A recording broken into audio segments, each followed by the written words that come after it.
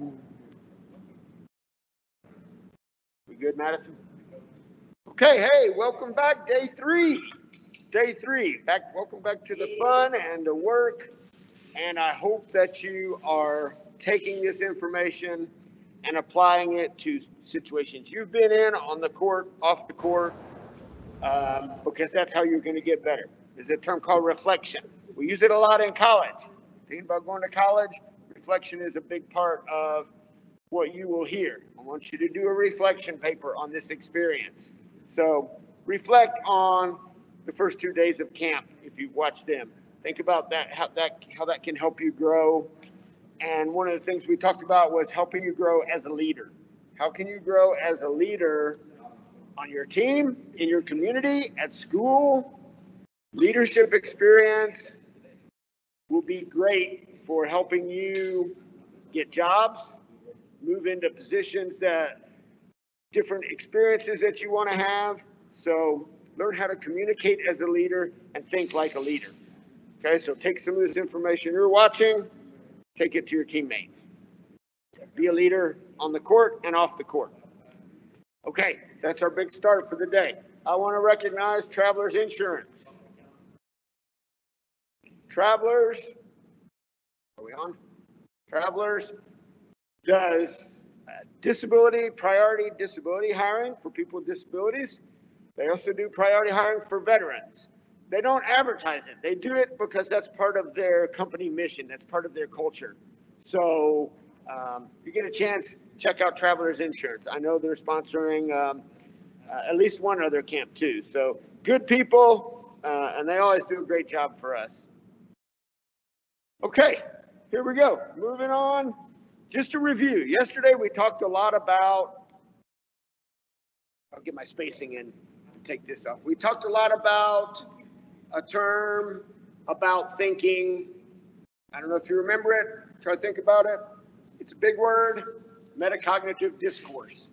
Thinking about thinking. So you're thinking about what you're thinking about what your teammates are thinking, but you're also thinking about what the other team is thinking. What are they expecting? What are they going to try to do? And in a few minutes, we're going to talk about what do we try to do as a defense. So then knowing how we play defense, how is that going to affect how you would play offense? Okay, so metacognitive discourse, just thinking about thinking.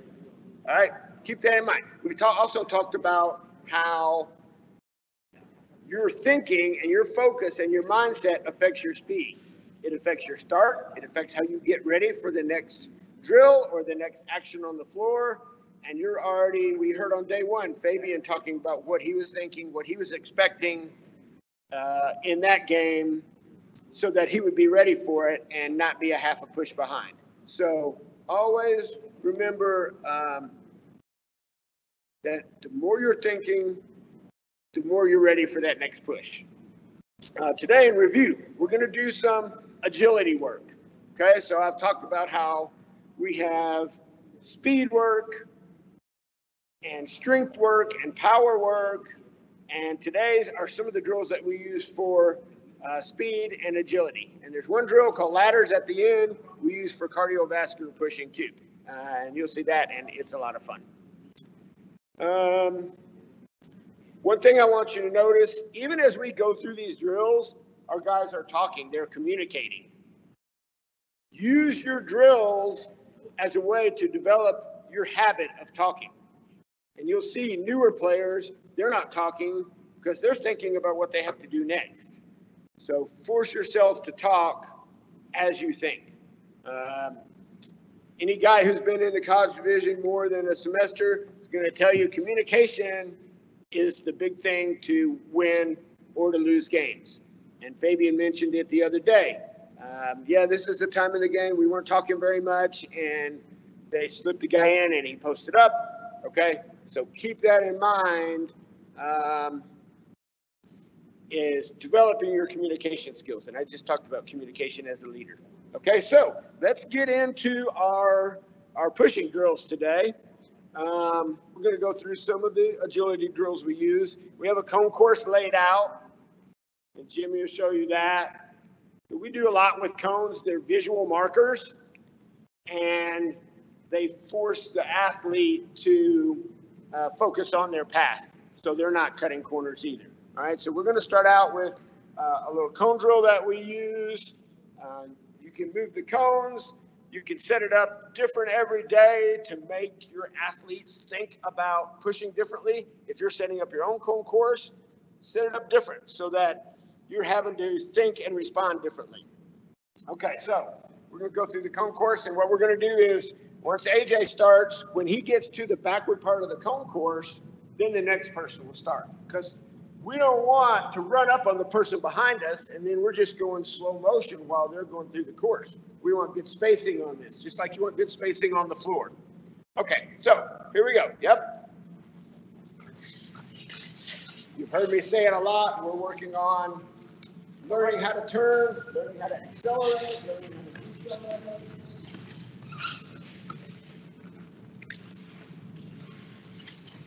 And now right here, we're just adding a little move, like starting to develop your natural moves.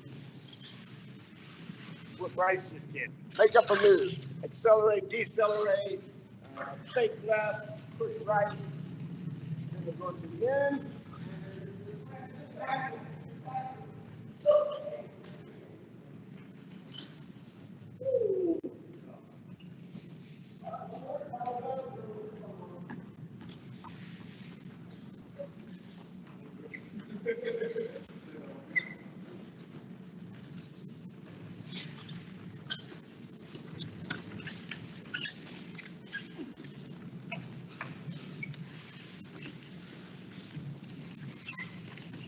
Head up, you look into the next cone, keep your head up.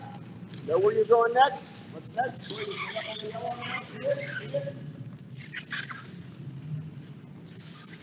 Now he's going to make a move there and attack.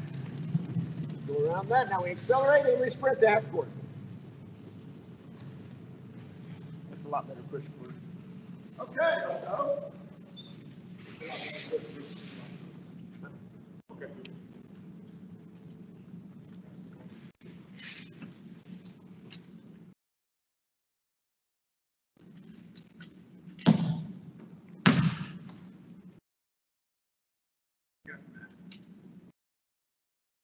Okay, one of our teaching cues on this, guys, not only communication, but keeping your head up. Keeping your head up on the dribble, okay? And when you get to the end, we just mentioned it, reflect on, okay, I just did that. How can I do it better? Maybe I can get more of a power push. But always be thinking, how can I do this better? Okay, so now we're going to do it with a dribble.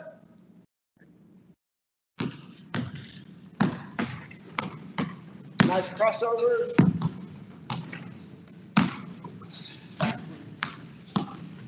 Good. You can pull it in tight here. Go to the next one. Down front. Far front.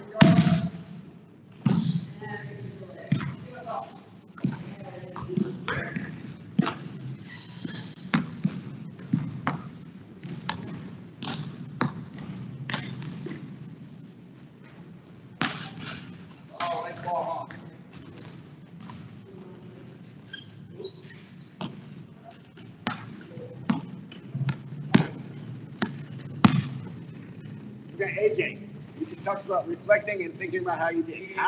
What are you going to change to try to do this course better? I think sometimes, I think every athlete does this. Sometimes you get to the point where you're kind of looking down, you're not looking up court without realizing it. The biggest thing with being a ball handler is seeing the court so you can see not just where your defender is, but also where you have an outlet, an open teammate. So keeping your eyes up and just being situationally aware of what's going on around you.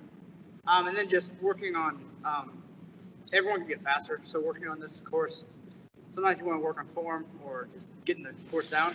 But then after that, you want to start working your speed and like different moves off the dribble. So. Thanks. Let's get it one more time. Do it one more time, Brian. Come on.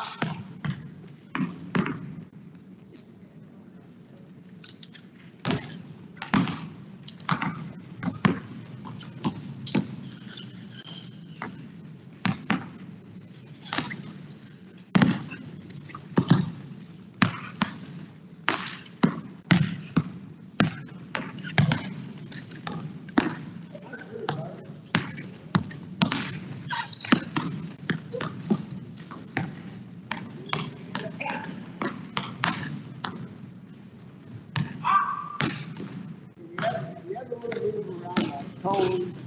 We really want to work on making that move and then accelerating out of that move.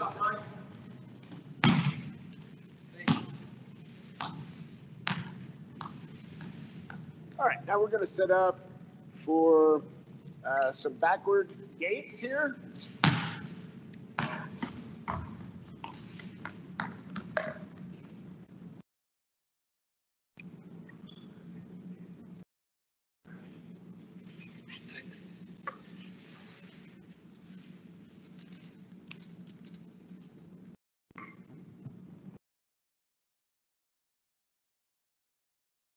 Okay, set up, we got 6 gates, a little bit of plyometric pushing here in this.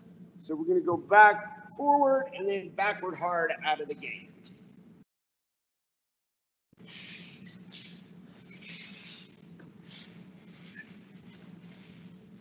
Back through. Get from that stop, go to the backward pull, go right. Stop, and then that backward pull.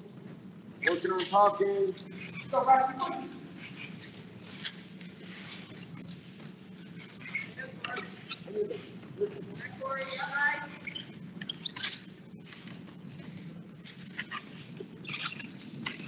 Nah, just do the gate. Accelerate through the gate. Back up, accelerate through the gate. Make it hard. Good back in. Good. One more.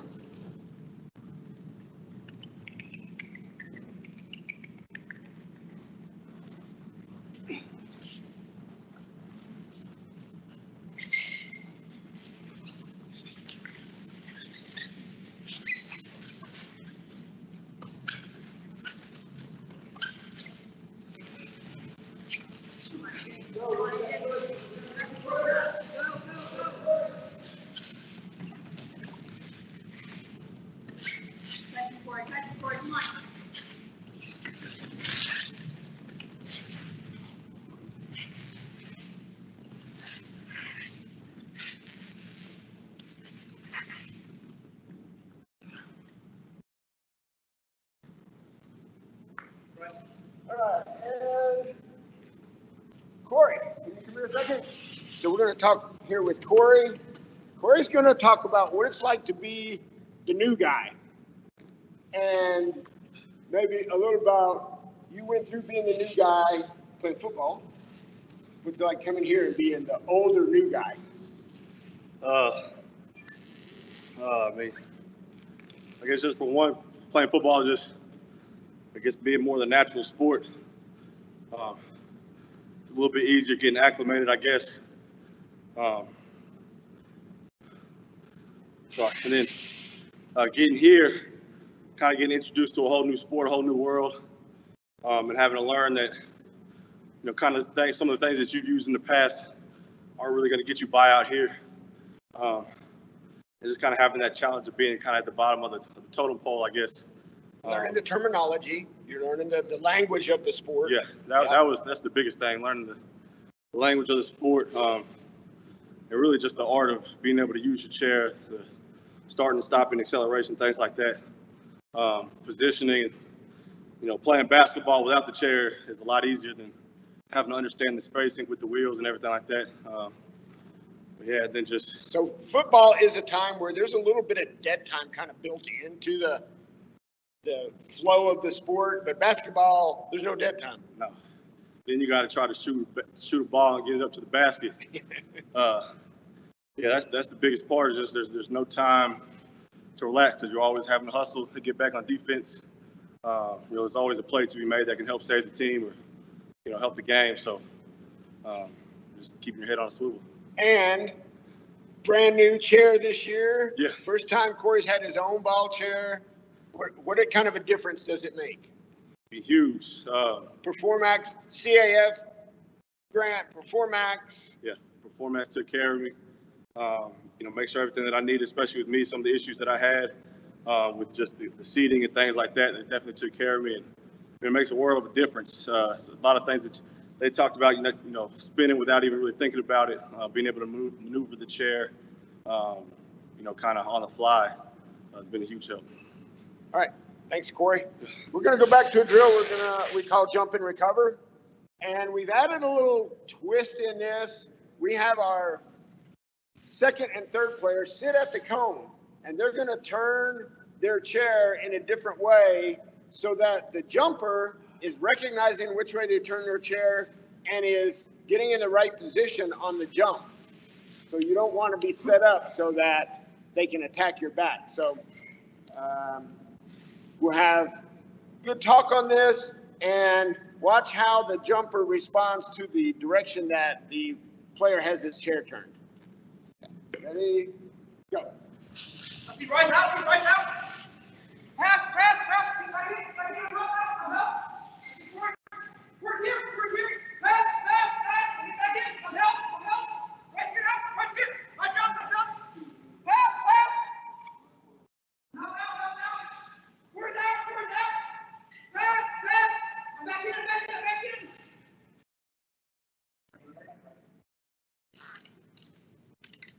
Come on and jump like you just did and get in.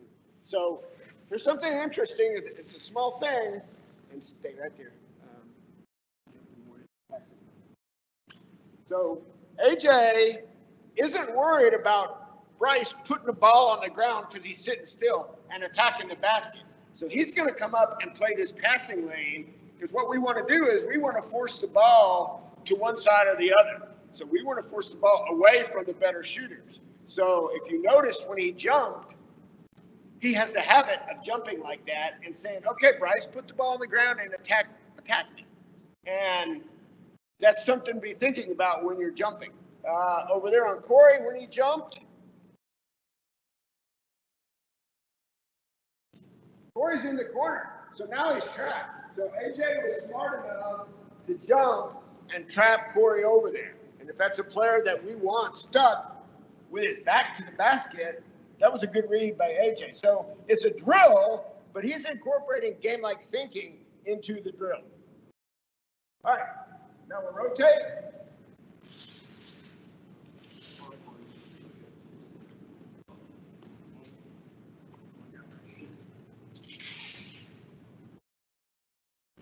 Okay, so you're jumping ball side and then recovering for help with the ball swings.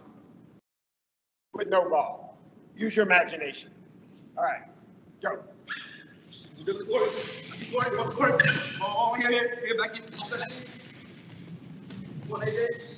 if you can get a little closer, a little closer. Here. Go back in. Now, one Here, come on. Go back in. Here. Come here. Here. Back in. All right. Now the new guy.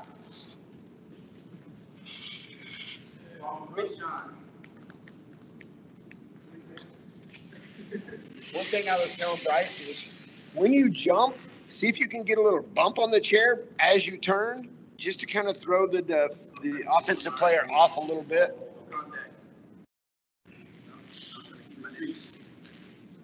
Okay. I got AJ. Ball. Back in.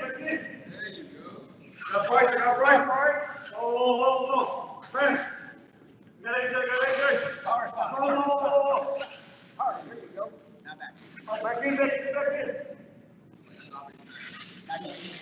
Come on. I got right.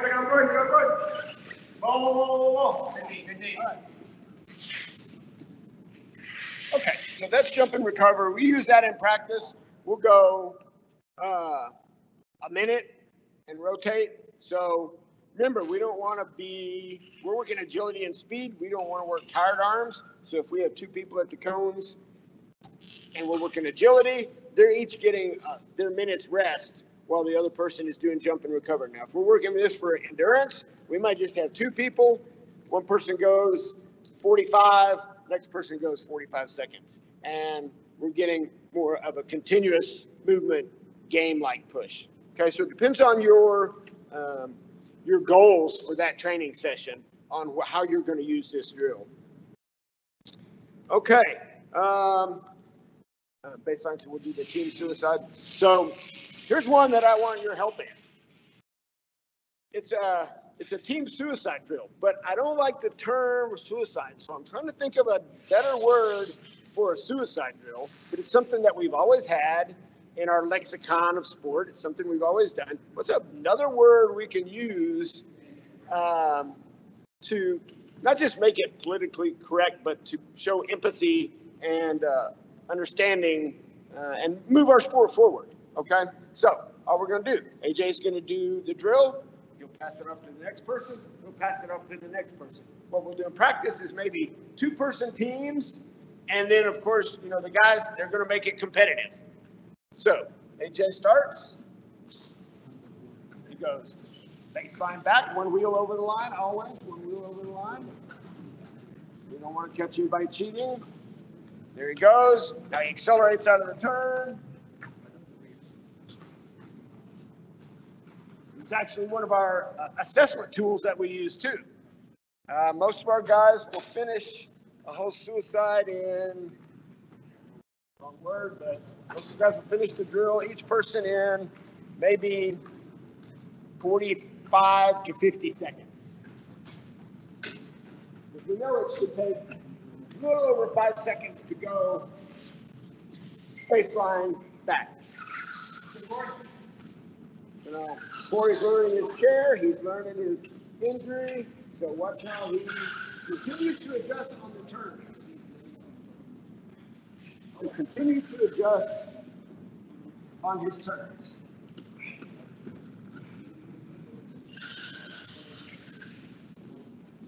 And then we really want that acceleration out of those turns.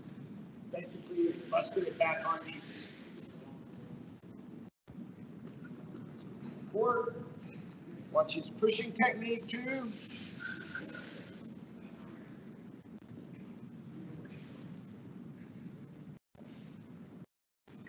Go, Bryce.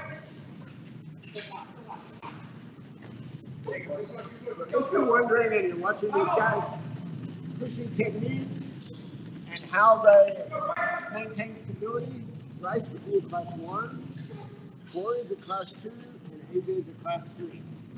So you can see the differences in how they access their function to perform different skills like acceleration, deceleration, turning.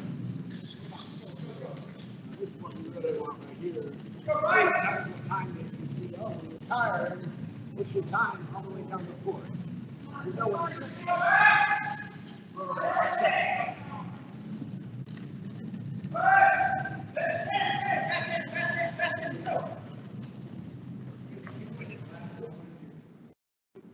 All right, so can we get the green cone on the free throw line and we'll go through ladders?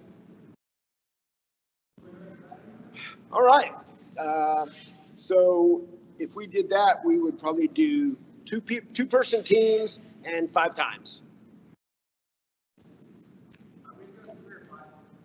3. Okay, this is one of our cardiovascular exercises. We'll do it at the end of a speed day. So we're going to start out. We have 2 people in one end, distancing. Corey's at the other. AJ pushes down. Corey pushes back. They just do 1 sprint. 1 sprint the first time. After the third person does their 1 sprint, then they go to 3 sprints. So you'll see how it operates and I'll talk through. So we use this in practice. We'll go up to 13, make 5 free throws or make 5 in a row or 3 in a row, something in between, and then we'll go back down. So you can see how that can add up to a lot of pushing. We're just going up to 3 today so you can see the drill. Yep. Yeah, get close. Like one of the main things, because like 3 is not too bad, but after a while you really start getting mentally and physically fatigued. Make sure as a team you guys are counting, so your guys not doing extra reps and they're also not cutting themselves short and doing not as many. Just a simple tip, but it's noted. Hopefully you'll see good communication on this. Okay, and so AJ pushes his 1. Corey pushes his 1.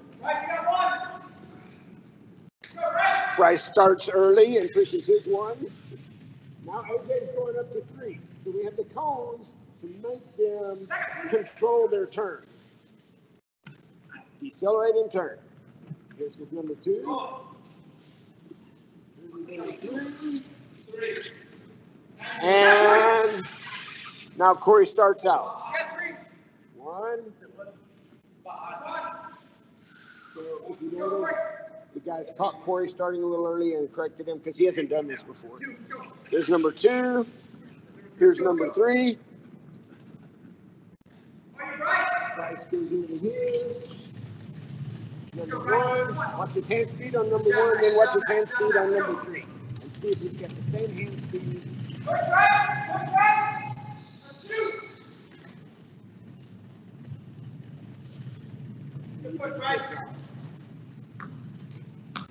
Okay, so if it was practice, then AJ would be going next, starting his 5.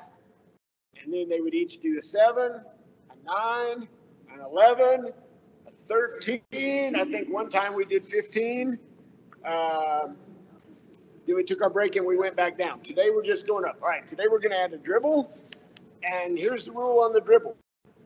When they're pushing from AJ to the other end, so when we're going that direction, right hand dribble, crossover on the turn, left hand dribble coming back.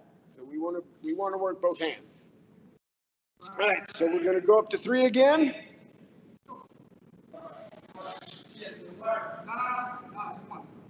One ball. All right, and go. 1, yeah, right now.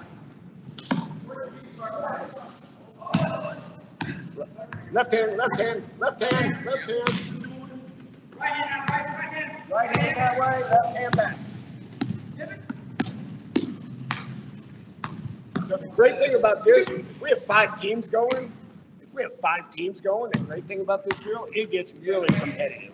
Like, not to the point where they're interfering other people's path, but you hear a lot of talk and cheering and encouragement. Right hand that way, right hand. You see AJ telling him, hey, right hand. So as a coach or as a player, you're setting this up, you want to try to balance the team. Right hand, right hand, right hand. So you want to try to have one of your faster guys, one of your slower guys, one of your middle guys as a team. And it's great when they're all encouraging each other. Go right. Right hand. He's coming back with his left hand. He's coming back with his left hand. Eyes up, eyes up, eyes up, head up, head up. All right, so that's called ladders. And your athletes will love it. They will love it. All right, so we're going to go back to Madison. She's going to click up on the PowerPoint, and we're going to get ready to do some talk on video of how I look at how we want to play defense, and I think there's a little bit about how we want to play off. The things we're going to look for is we get a rebound. We want to try to cross court at about 26 or 25 seconds. That way we have more time to run a half-court offense. So we want to be really looking to outlet the ball to the passing lanes and get on the floor. So we'll see if we can see that in some of the video. And I'll be right back.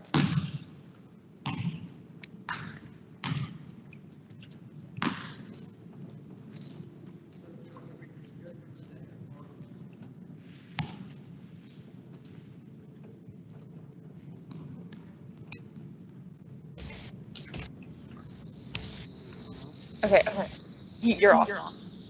So you're ready to go. You just press play. That's your first video. And you keep them or down here in the file. And you'll let me know when Yep. Jason and Rose are on. Jason's in there, but I have not seen Rose yet. Okay. You're on the camera here too. We're back. I'm taking off from my time on is that a beach there to come out and be with you guys and talk about offense and defense the way we want to approach it, and look at some things we did right and look at some things we did wrong. So just a short clip from an early season game. This was our 5th game in 2 days, and One of our Class 4 CJ had to leave the tournament, go back to Australia and try out for the Australian national team. And one of our other starters, Antoine, was having some physical issues and wasn't able to play for a while. So our bench guys came out and did a great job playing this game and helped us get the win. So let's look at this clip. I would prefer that we come out a little bit on this, deny the pick on the side, and then here we could have picked up the pass to the top quicker, and right here we can pick up, we're not jumping, so there's no need for Carrington in the middle to be that deep. We want to force the swing across the top. Okay, so let's play that again. I'll try to remember to stop when I'm talking. So, boom, gave him an easy inbound there. I think we could have pressured the inbound pass and come over here to deny this person making the pick up here for the ball. And now we continue. And I want you to watch Carrington in the middle. He does a great job keeping his chair moving, but I think we're giving that pass to the top up too easy. So if we're not going to jump that, which I think we had talked about, Carrington can jump out and play that passing lane from the side to the top.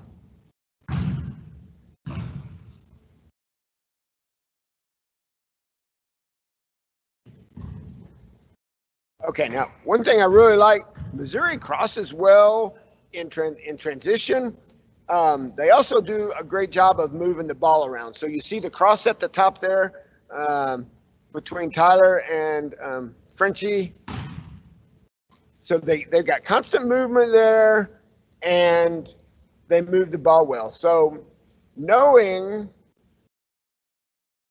oh, and watch at the very end how we're already getting into the outlet.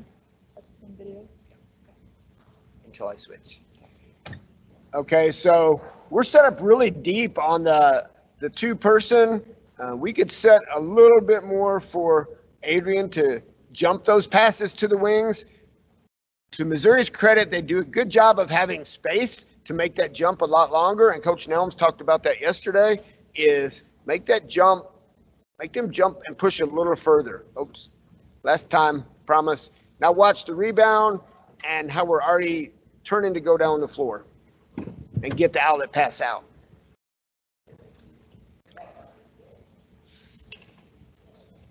Carrington almost affects that pass to the right wing. Now the shot coming up here. And you watch Fabian to the left of the screen.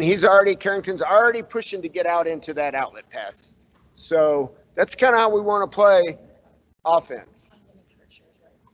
And Maddie joined me to make sure I got the right video for the next. Yeah, that's fine. Okay, playing in Alabama. What a great place to play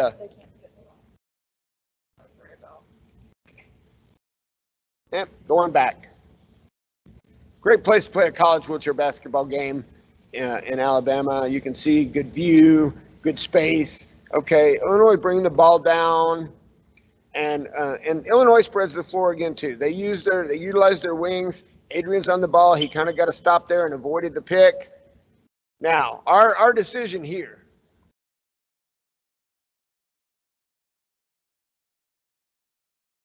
Go back if I can.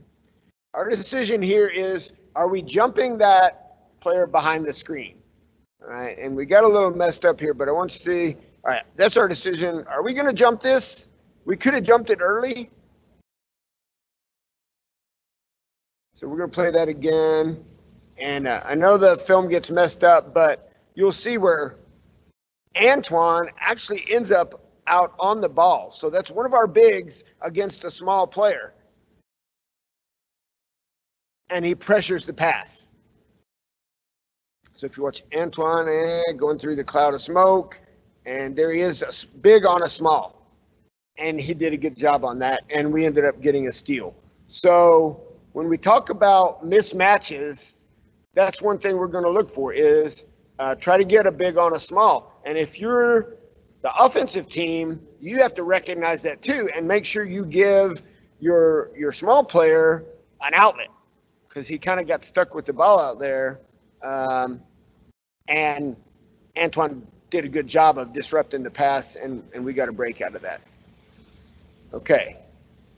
So next video.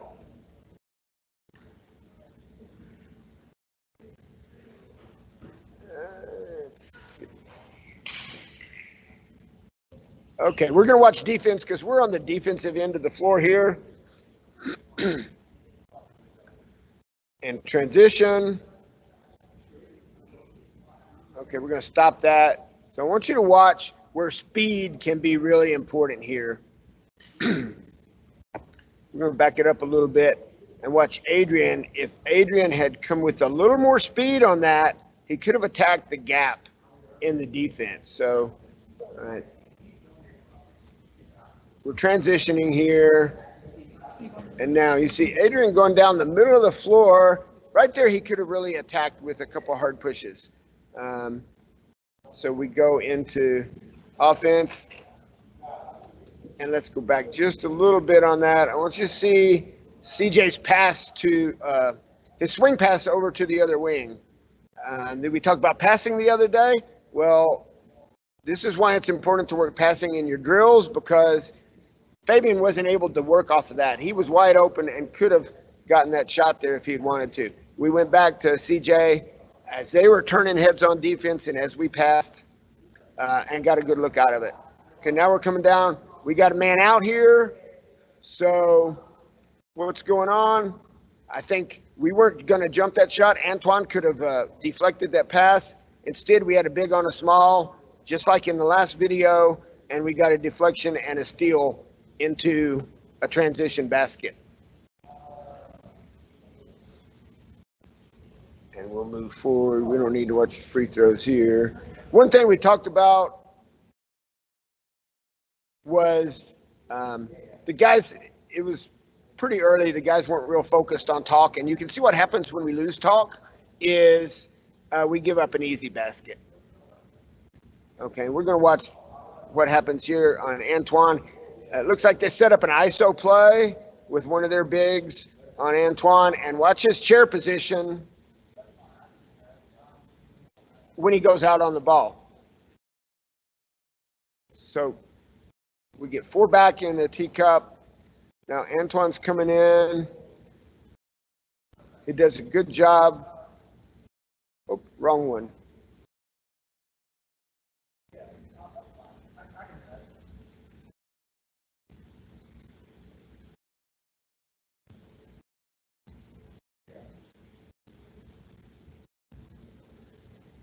And so Antoine could have played that a lot harder and a lot tighter there, but he does a good job of getting a deflection on the ball.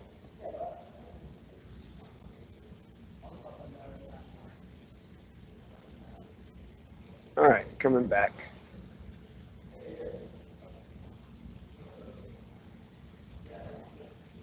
They good job of getting the ball out quickly into the outlet.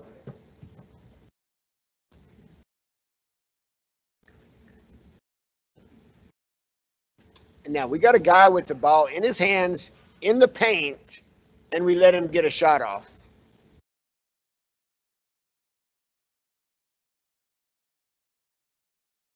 Let's run this again. We had a small in the paint. I mean, I can find it with the ball, and we didn't attack him. He can't pass the ball. He's stuck in the paint. We need to put more pressure on that. Good pressure on the press right there. Keep forgetting to stop. Can't back it up.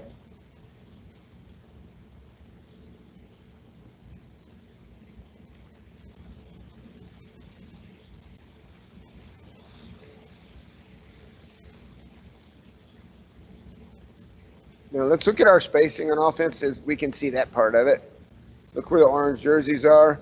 We come in off a pick and turn it over really early in the clock. So either that was a pass gone wrong I think it was Adrian Cutting wasn't ready for the ball. He was trying to draw the defense in and maybe open up Fabian or CJ for an outside shot. But almost a turnover on that one. There's the two-man game, and we missed the layup. Okay, coming back on defense. Now, we've got him trapped down below the free throw line, and that's a good start.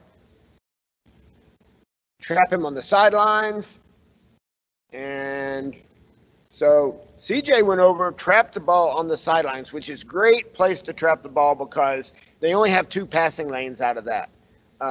They can pass down court or they can pass to a cutter. So we kind of got the offensive player stuck there on the sidelines, and we're able to get a turnover off of that.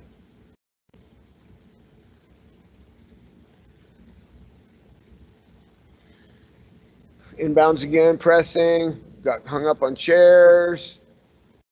We could have maybe played that a little tighter, but it was a big with the ball, and he probably could have made that outlet pass. But we want to try to take away those outlet passes as much as we can. We got Fabian playing two on the side, and they got a good look out of that. So he could have jumped. Looked like he was trying to jump, and we could have helped on the roller from the ball side.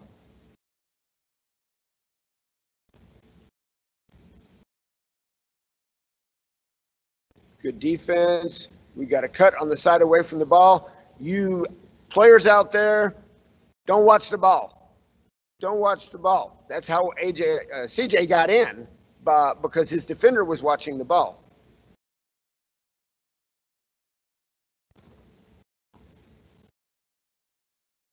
So we foul on the press. We're going to foul. If you're playing a hard defense, we're going to foul, and we know that.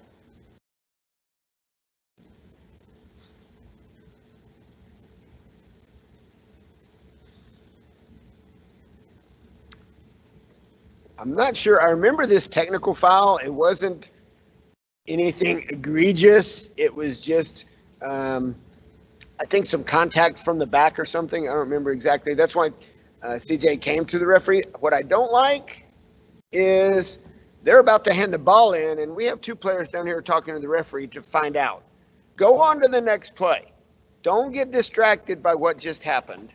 Go on to the next play and talk to the referee later if you want some clarification.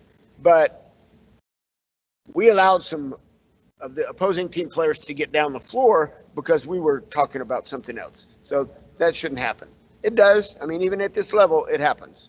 Okay, so now we're back, though, and we're getting set up for our press. They're open at half court, so they're going to get the ball. We make him go back to the ball, so he's got his back to the floor when he does that. And I'm always fine with our guys forcing a player to go back to the ball with their back to the floor, as long as we pick up the inbounder. Good chair position.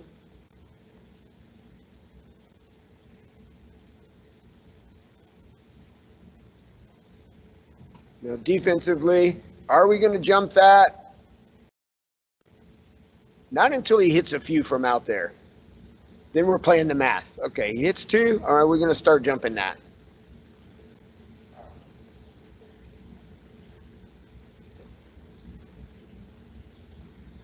All right, let's move up a little bit. Watching their defense. What are our players seeing? Help from the middle, so we're moving the ball quickly. And Fabian got a good look, and we got an offensive rebound on that. And Fabian went one game 11 for 14 on threes. So a three-point shot for him is a good look for us. Missed that shot from the middle. It was a good take, as long as we get back in defense. They get open because we get trapped over on the side, and we got lucky on that. So we're always pressuring the ball, hand on the ball, and a foul or we're off for a nice break. So we're very fortunate that we have a bench where we can get a couple fouls. We can substitute. We have players who can come in and maintain what we're playing, maintain that press.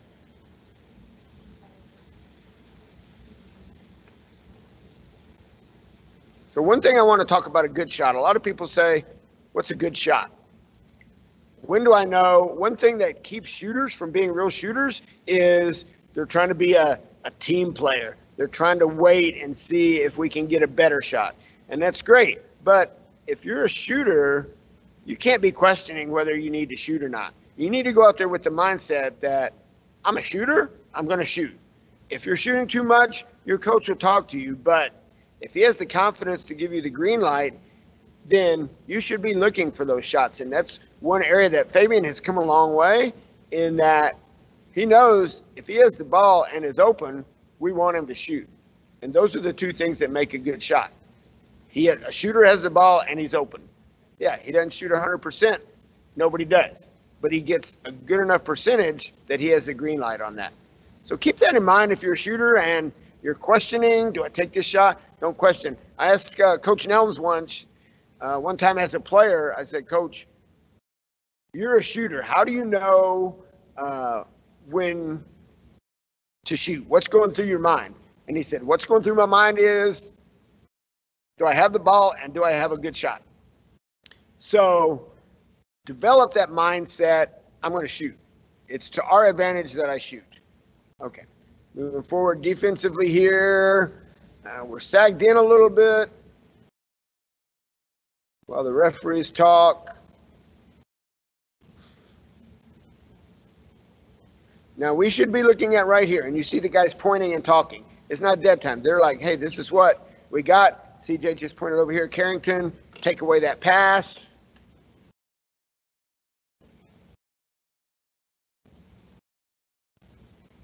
And so we get that set up, and he makes a good shout out of it. Carrington, still pretty new. He could have pressured that shot, but then taken away that line to the basket. Don't give up baseline. Again, turning heads. We got a good cut and a good look out of that. And now we're pressuring. We're just stopping chairs. And in some instances, looking for that one pass that's closest to the ball that we can cut away that passing lane and force the ball to go somewhere else. So again, caught the ball with his back to the basket, going the other way. So we did a good job on that. And when we lost the shooter on that, and it looks like another foul. So we were watching one game. A team had some announcers, and they're talking about how many fouls. Yeah, it's obviously something we can work, but when you're being aggressive, you're going to pick up fouls. And our guys are smart, and they're going to know, oh, I got 2 fouls. I need to be a little less aggressive. I need to quit reaching a little bit. Sometimes we reach before the ball stopped, and we really need to try to reach once the ball stopped, not pressure the ball once it stopped, not while the person's still moving. Okay, good look there. I was talking, sorry.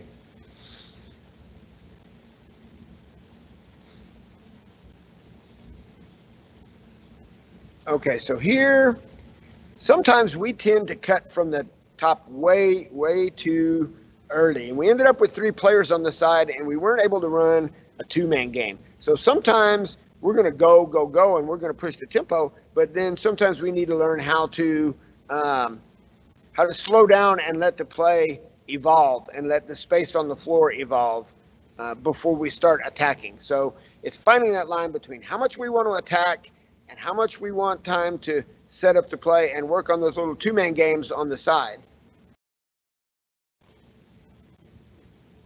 So we have a person at the top. And his job, he's going to take the shot, but his job is usually to rotate. Now, they didn't have anybody being a rabbit, getting out quickly, so he was able to come down and help with the press. They got a faster player on one of our slower players. And good job pressuring the ball without fouling. So Carrington was able to pressure that ball. The athlete fell, forced a pass to his teammate. So it's a good job pressuring the ball, pressuring the chair, and not fouling. And that's what we want to find, is those opportunities to do that. Slow the ball down, commit turnovers. Okay, so this guy, we didn't jump, and he went ahead and took the shot. But CJ had the man at the top of the key covered too. So he was going to have to swing that ball. Foul there. CJ recognizing chair position and attacking when the player's foot plate is facing him and drawing a foul. So good recognition on being able to draw that foul.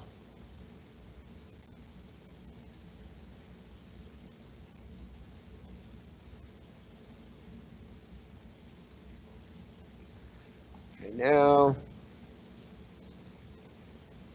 moving the ball. Another shot from the top. And we have everybody trapped down below the free throw line. Carrington had his foot plate to the player, the offensive player, and the guy got around him. So, stopping here. Okay, we didn't get a turnover. We're not going to get a turnover every time, and we know that. But we were able to slow them down so that they had about 18 seconds to run their offense. So if we can take them, a team that loves to play half-court offense, out of their game by taking away seconds off the clock, then that's helpful to us. And, yeah, of course, teams are going to score, but we're going to look at the math. How many times have we done this? How many turnovers have we been able to commit? And how many times have we given them 16 seconds to work a half-court offense? Now, how this is helpful, if some of these guys go on to D1 or overseas, they're playing with 24 seconds and an 8-second backcourt. So if we can help them develop those skills to be good D1 and international players, then we've done them a favor as well.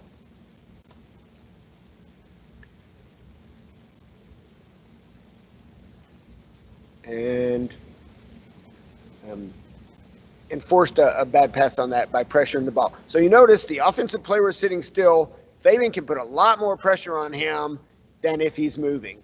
So he did a good job of stopping his chair, and then we were able to create a turnover off that. Moving the ball, Fabian gets his shot. It wasn't there. That's still fine. Do a good job of getting the ball out here. Now they're in transition. Picking. Now communication. It's all communication on our side. And we did a good job of forcing everybody closer to the ball. And he's a good three-point shooter. We got lucky on that one. And so look in transition. We were at 1 5 on 3. And they had the speed to be able to keep up.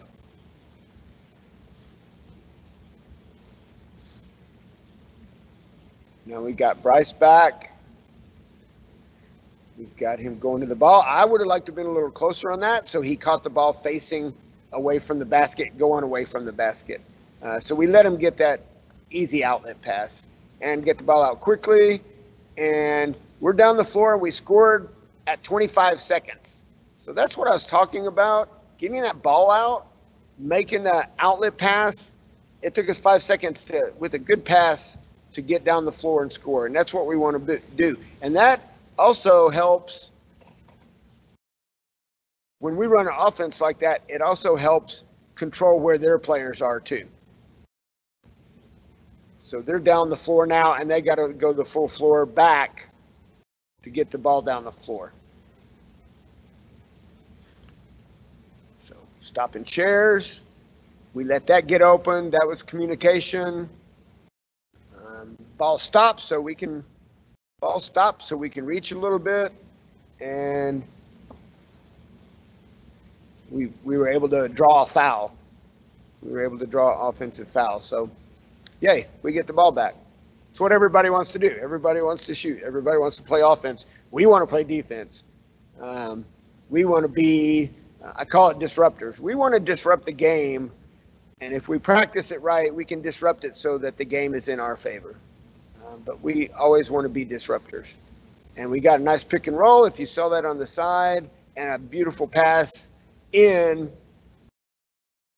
So here's one thing about those pick and rolls too, and sorry, I can't go back to the same spot, but Adrian doesn't rotate. So when he's rolling in, he can't rotate to catch the ball rolling in. So CJ made a beautiful pass over his head into his hands to make that layup. So that's another thing when you're setting up your two-man game and your pick and rolls. If you have a player who can't rotate rolling in, you got to have a good passing lane, or you have to practice that pass enough that you can get it into his hands.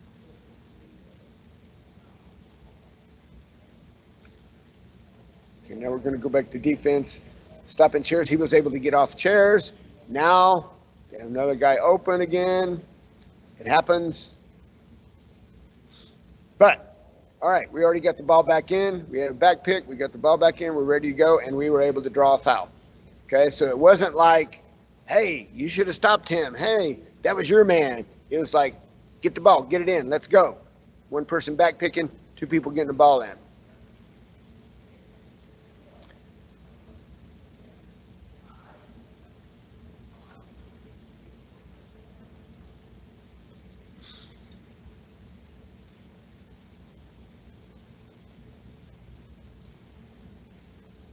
Good ball movement. They did a great job of jumping CJ from low over there. Everybody knows he likes that little bank shot with his right hand, and they jumped low and they took that shot away from him, but he created off of that. So he knows people are going to jump low on him when they can, and he has a backup plan for that. He knows what he's going to do with the ball next because he knows people are going to jump him low. Got some defenders on a guy in the paint, which I like. We could add a little more spacing. But Fabian was crossing on that outlet pass, so that's okay. Here's one thing about playing on these courts, and everybody who's played on these courts, you know, the purple court is not the court. The court is the black lines outside the court, but that purple and white are so bright that they kind of force you to play a game without much spacing. So one thing I have to do constantly, and we have to remind ourselves, is that there's more space than it looks like. Use the full court. When you go out for outlets and then cross, use the whole court. Don't just do your crossing in the purple court. And that creates more space for your passers and for you so that you're not on a defender as quickly. Nice home court advantage for Whitewater.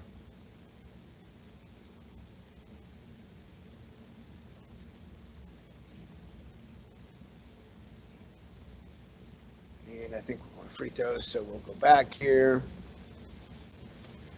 Good hustle play. Try to save the ball. But what did we do? He's down. We're back picking him already. Gotcha. So we get the ball in, and we got a back pick. And we got Carrington on the back pick. Carrington's fast. He's going to be able to control that back pick a little bit. Now, here's the question here. On the back pick, and this decision we have to make. Do we want to play 4-on-4, or do we want to play with the back picker coming in and see how the defense moves to stop that picker? With the good shooters on the floor like AJ and Fabian, a lot of times we're going to set up the two-man game on each side. We'll leave the middle open, and either they're going to jump our shooters or they're not. So if they jump the shooters, then we got the pick and roll. If they don't jump the shooters, we can look for Carrington coming in, or we can create on the, we can swing the ball to the other side. So we set up the two-man game. We try to have spacing in the middle, and then Carrington's going to know 4-on-4. He's going to be calling out 4-on-4, 4-on-4. So those guys know Carrington's not going to release, and we're going to have a two-man game set up. And so we went ahead and ran the two-man game, got a layup, and missed. Okay.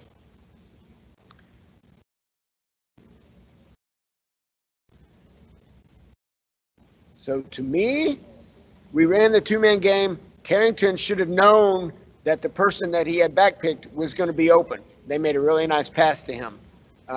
So know that if they're playing 4-on-4, you've got a guy backpicked. You got to know where he is once they get the ball.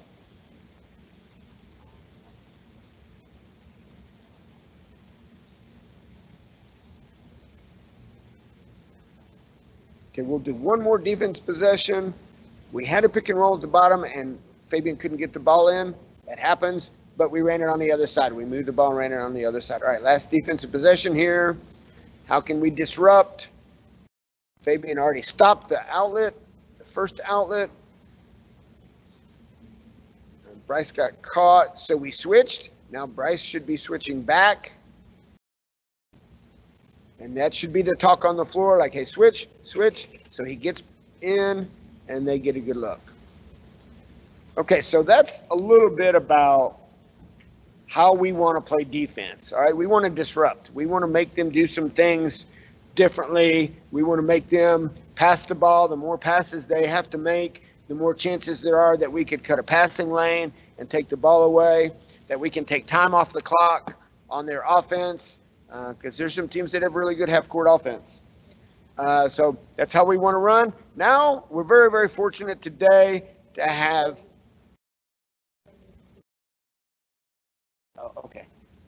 one of our players, and we're going to do a little Q&A with AJ because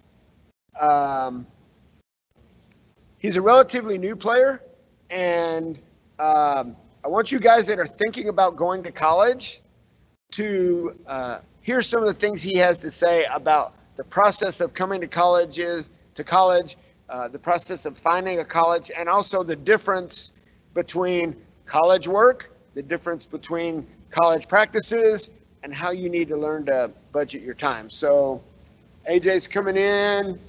I'm going to mask, and hopefully we'll have a few questions for him along the way.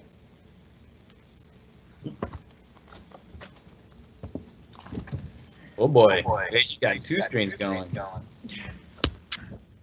Okay, you're gonna be up on the main screen up here. You can't see yourself, but you are down here. Yeah. What's up, AJ? What's up, Jay? How you doing? Hey man, thanks for filling in and basically being able to take a few questions. For those guys that don't know, this is AJ Homer, RHI. Well, so I started at Turnstone for my first 9 years of juniors, and then my last 2 years I went to RHI because Turnstone didn't have a team. Okay. So really, man, me and AJ are going to play 20 questions. And while me and AJ are playing 20 questions, you guys can easily chat some Q&As on the side. We can see them. We can go ahead and pull them up for you. But we're going to go ahead and try to talk a little bit from a player standpoint, a little bit from a coach's standpoint. So I'm going to get AJ first and be like, AJ, what was one of the biggest things when you were trying to be recruited, when you were going around and talking to different coaches? How did you sell yourself? My biggest thing was I'm not afraid to reach out to people, whether it's someone I've never met, I'm just emailing them, or maybe, for example, with Coach Garner, I messaged him on Facebook. And so I think people get the stigma, oh, if they're not reaching out to me, then they must not want me to play for them or whatever. It's always good to reach out to coaches and just, maybe if you send them a video, or maybe you don't even have to, you just tell them about yourself and your grades and, hey, I want to play in college ball. Do you have any tips or something like that? You don't be afraid to reach out and speak to people. And I'm a little bit easygoing. Like, I don't mind doing that. I'm not uncomfortable with it. I understand some people are, but just start a conversation and see where it goes. You can kind of get a vibe of how that coach is reacting towards what you're saying. And sometimes it's easier to tell if they're more interested than others. Oh, definitely. That's a great point. I would definitely say like reaching out to people helps tremendously. As a coach, on our standpoint, it's hard to see everybody. And I mean, now with COVID going on, man, we missed so many people at nationals. There's no women nationals, no junior nationals. D3 was pretty much canceled, I kind of think. D2 finished it off and there was only D1, but we lost so many opportunities to see people that, yeah, reach out to coaches, send a link to like your Facebook, send some video. Don't just say hi, but like show them a little bit more who you are. And that totally helps a lot. When you had to narrow down your choice, what was some of the things that helped you narrow down where you really, really wanted to go? Yeah, and the biggest thing at the end of the day, there were schools that I was like, wow, I'd really like to go to this school. I'd like to go to that school. At the end of the day, I did pick the right choice for me, I believe. But you really have to look at, one, do you get the vibe that the coaching staff wants you to play for them? Because if you don't feel like, wow, like I can bring some positive light to this team, you don't necessarily, that might not be the best fit for you. And I know a lot of players say it might sound cliche, but I kind of knew when I was on my visit to UTA, it was the place for me. But really, if you look at like scholarships, for example, college is very expensive. And so if you can get any form of any scholarships, that's great. And that was really one of the selling points, was it was my best offer. I had other offers, but they didn't reach up to UTA's offer. Also just, and that's the thing, I kind of was like, well, maybe I want to play with some of my friends from juniors. And that didn't end up really happening. I actually went into UTA not knowing a single person. I had heard of Fabian Romo. I've seen him play before, but I had no idea who anyone was, and I was a little nervous about that. But then once I got here, I became best friends with all these guys. And I would say make sure they have your degree, right? A lot of schools will have certain things, like, for example, I'm a business major. A lot of schools have business, but maybe some other specific majors that you want to go into, schools don't necessarily have. And so that's something that you need to look into, as well as just, is it the right fit for you? Like, do you like cold weather? Do you like warm weather? Little things like that, are you okay with? You missing some snow? Not at all. No, but I definitely was, moving south was one of the best things I could, that happened to me. I really enjoyed being down south in Texas. The weather here is beautiful, and, I feel like it's a lot easier to get up in the morning at 6 a.m. when there's not 8 inches of snow on the ground like there was back home. So, cool. Hey, so when you were in juniors, how early did you start your application process, and how many schools did you apply to? Yeah, so are you referring to like actually applying for said school? Or Yeah, just, like applying to see if you got in, see if you're Yeah. accepted. Before you make your decision, how many schools were on your mind that you were going to apply to? And I applied to a few. I applied to a few that I was obviously looking forward to potentially going to, but then I also applied to a few in the league that I hadn't really talked to people. I just wanted to give myself options in case things opened up. And that's the thing with me, is kind of funny. 6 months before I signed with UTA, they weren't even on my radar, if you want to call it that. They weren't even in my mind of my top 3 schools. But I applied to, I think, 5 or 6 schools. And most players, once you get to because it was my senior year, I pretty much have my top 3 or 4 narrowed down. Mm-hmm. So you usually only apply to about those, but you still want to give yourself options just in case something happens. And I still applied to one school that wasn't even revolved around basketball. It was just a community school back home, in case that I decide, maybe basketball's not for me, or I don't get the scholarship that I was thought I would be getting. So I applied to about 5 or 6, and I got accepted to all of them. And some of them I had to work a little harder for, whether it was I got denied originally and then appealed, or even at UTA, I think I had to go speak with some people, and then they eventually got my application through. Nice. What was the earliest that you applied? Like, how soon in your senior year, or was it before your senior year? And that's the thing. I actually don't. It feels like a while ago. I think it was probably right around maybe the August, September area of my senior. Start of your senior year. The earlier you apply, usually the better, because then you typically can get your application back a little sooner, and then you can start making more decisions. When you're waiting around for your application to get processed and approved, you're just sitting there and you're like, well, I hope I get approved, and you don't really have anything to do. So the earlier you can start, the better. I would say it was around that time. But then I know when we look at scholarships and who are we going to recruit, the easiest person you're going to recruit is someone who's probably already applied and been accepted to your school. And that's where you're going to start with your scholarships first, because those people are there. They're guaranteed to come in to help your program if you're there. The what if question marks that kind of wait until the end of their senior year and start applying over the summer, well, you're kind of being really, really late to the game. So make sure you guys are listening a little bit to AJ here and applying super early. It's way better to be early and to have options than it is to come in at the end of the game thinking you're going to slide in with something when everything's spoken for at that time. Budgets are pretty much given out pretty much by the time you get to February. So make sure you guys are really planning on doing it sooner than later. Well, another thing is look at scholarships too, regardless of where you're going and what you're doing. You can start applying for scholarships pretty early in high school now, maybe even your junior year or sooner. And now there's some that are just they're so popular and so big, they're going to be really hard to get. I didn't get very many, but I still got a few community scholarships that helped with my first year.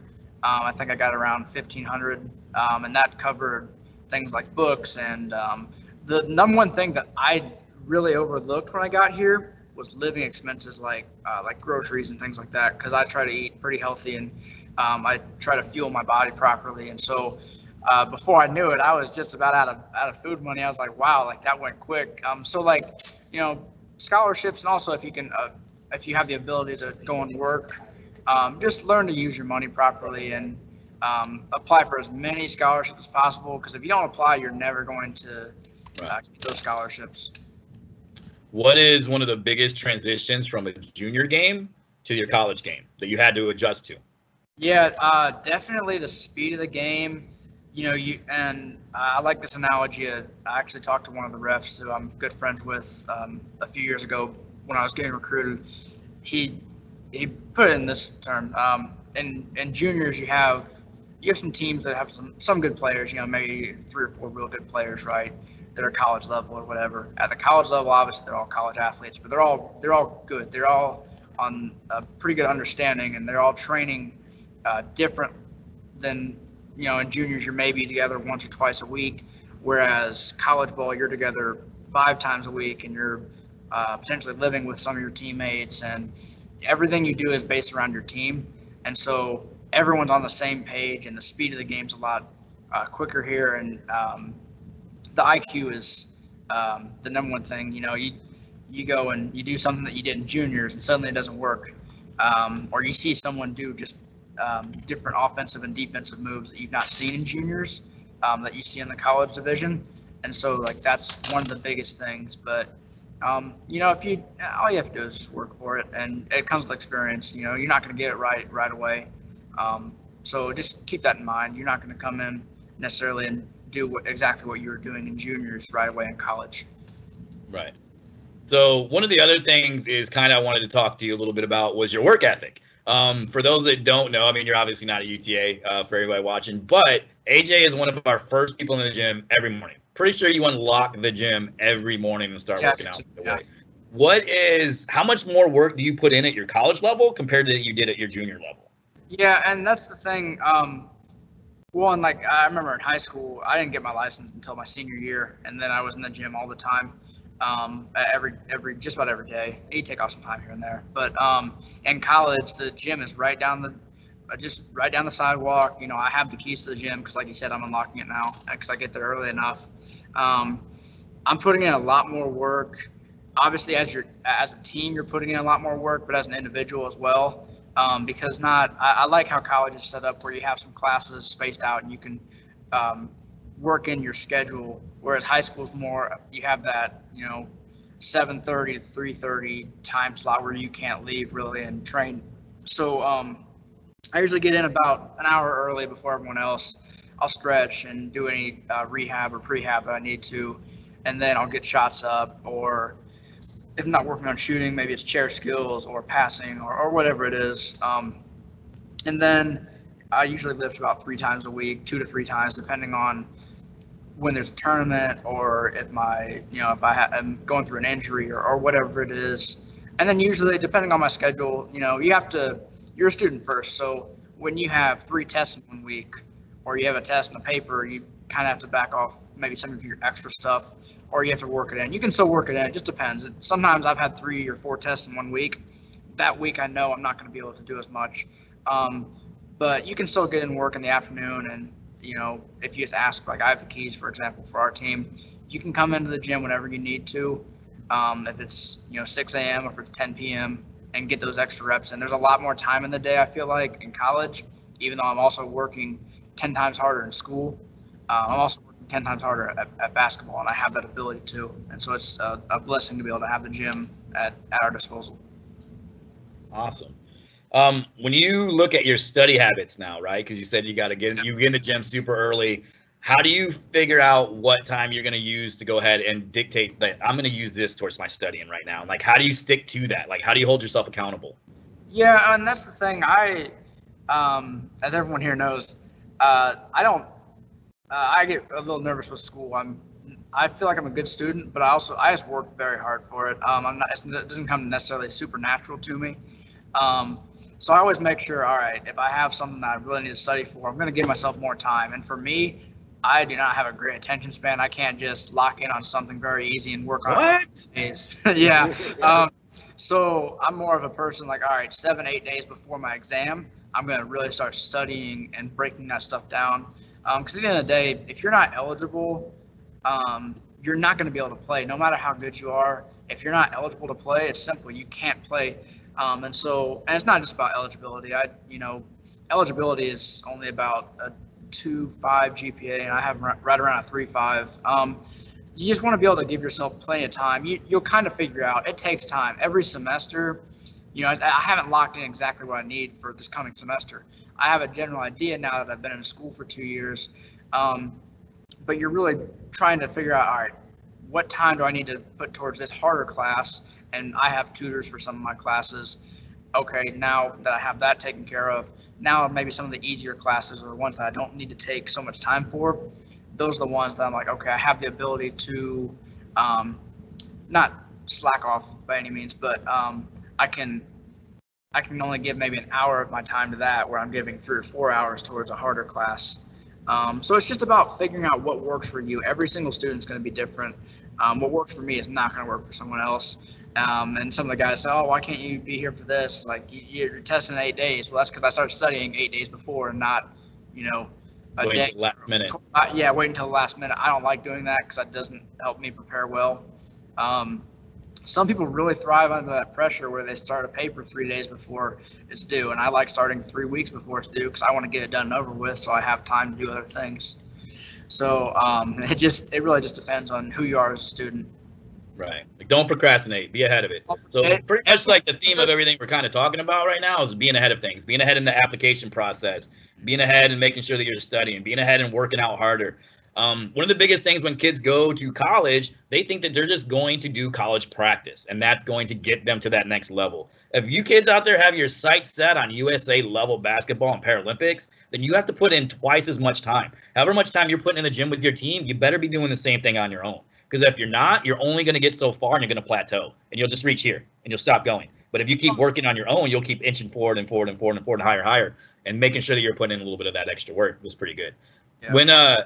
When you came from juniors and you came into the UTA area and you started playing with some guys, and there's way more excessive trash talking out there in the world, right? How do you deal with coming from juniors and being able to take on some of that trash talking that happens at the next level and the next level? Because it intensifies between men, women, whatever it is, it intensifies. Yeah, and that's the thing. And for someone like me who grew up the way I did, I'm okay with talking back, kind of like, I'm not going to take that stuff from you. I don't care who you are or what you've accomplished. I'm not going to let you just push me around, and I'm not going to.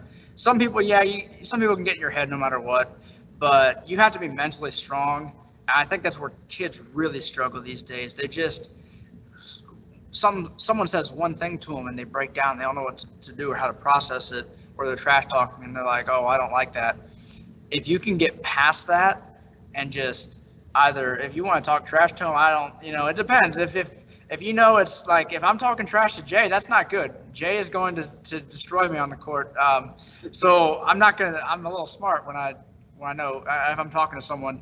Way to study your opponents. Yeah, you have to know who you're talking to. You're not going to talk to a Patrick Anderson or a Steve Serio.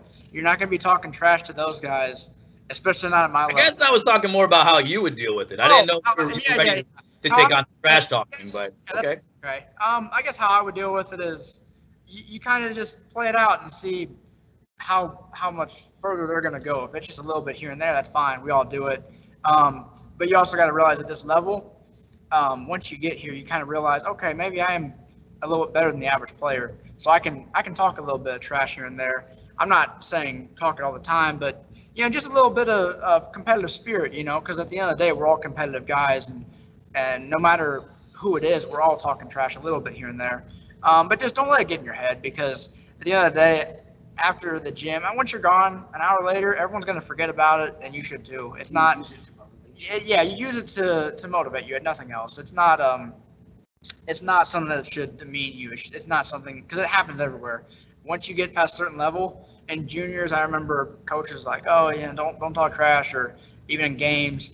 At the college level, and I'm sure international, it doesn't matter. You're grown up, and you need to start being able to take some of that stuff. Because sometimes in life in general, not just in sports, people are going to say stuff like that to you, and you're not going to necessarily like it. You got to learn how to deal with it in a respectful way.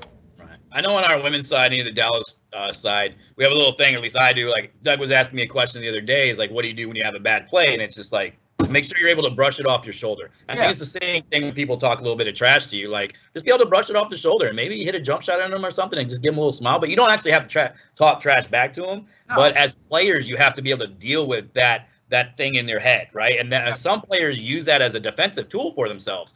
Like, you'll go out to a game and they'll start talking to you because they know if they can get in your head, they can win that game. So you have to be able to stay mentally focused and mentally strong to be able to block that out and to deal with it and be like, it doesn't matter what you say. You're not really going to affect me.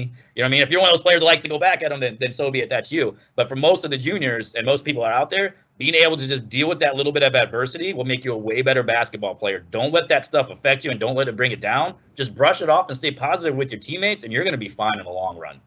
Yeah, absolutely. Cool. Well, I've asked you a lot of questions, AJ. We got about 8 more minutes, man. You got any questions? Yeah. Anything from a junior perspective or a college athlete perspective? Like for you, or? Yeah, man, in general. We're just chatting. We got 8 more minutes. Yeah.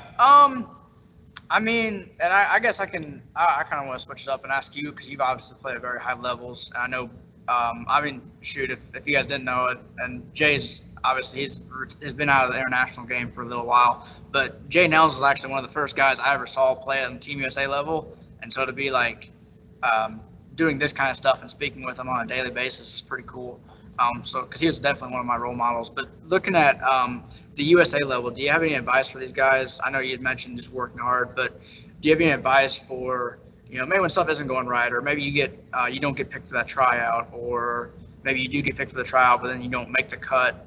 Do you have any advice on how they can deal with that? Because obviously once you make it there, you kind of feel like, oh man, I've made it, but then you still have to get past that hump of a lot of times with our athletes that are going on the female side, I kind of try to let them know not to expect to make the first time, right? It's very rare that people would go and make their first tryout, but enjoy the process, right? Like, that's the biggest thing. Fall in love with the process of going to those camps, of going and just, being able to go out there and compete against the best players that you think are there, and just be like, man, I'm good enough that they've allowed me to come to this camp. Or if I didn't get that invite to the camp, well, I'm going to keep working a little bit harder to get there. You have to fall in love with training. You have to fall in love with watching film. You have to fall in love with basketball. It has to be the first thing that you love. If it's not a love, then you're doing a hobby, and a hobby is not going to get you to this level. If you want to be at that level, you really, really have to love what you're doing.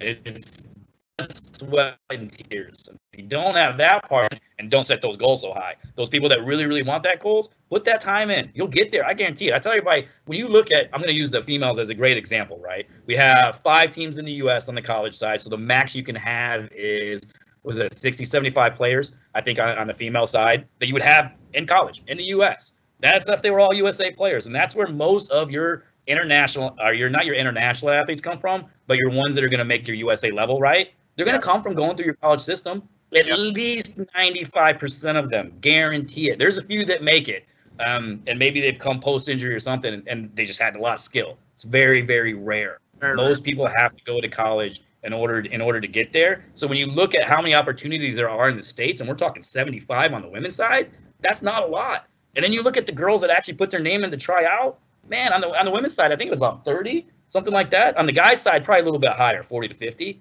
Yeah. That number is not hard to beat, right? Look at NBA players trying to go out there and be coaches, or not be coaches, but guys that are coming out of high school and they think they're just going to go straight to the NBA and they're going to be a great NBA player. That's like a point of 0.000001. I mean, it's insane, right? To get to that level. But in the Paralympic level here in the States, you can make it. But it's about putting time in. It's not about just saying you want it. Everybody says they want it. That's probably one of the biggest things as a coach that drives me nuts. Everybody says they want it, and then you get to the gym, and no one wants to put that work in extra, right? Yep. You'll see the ones that are going to get there. It's obvious. They put in more work, and they have their goals. The ones that treat it as a hobby, I'm sorry, but you probably won't. I think we got a little question over here. Could Coach Downs walk us through his progression as a player from where he was at juniors, college, D1, overseas, and today? Well, that might take a minute. Yeah. Oh, Rose, awesome to see you join the little chat as well. It's awesome to see you. What is Rose? What do you look for in an athlete when you were recruiting? I look for a good person.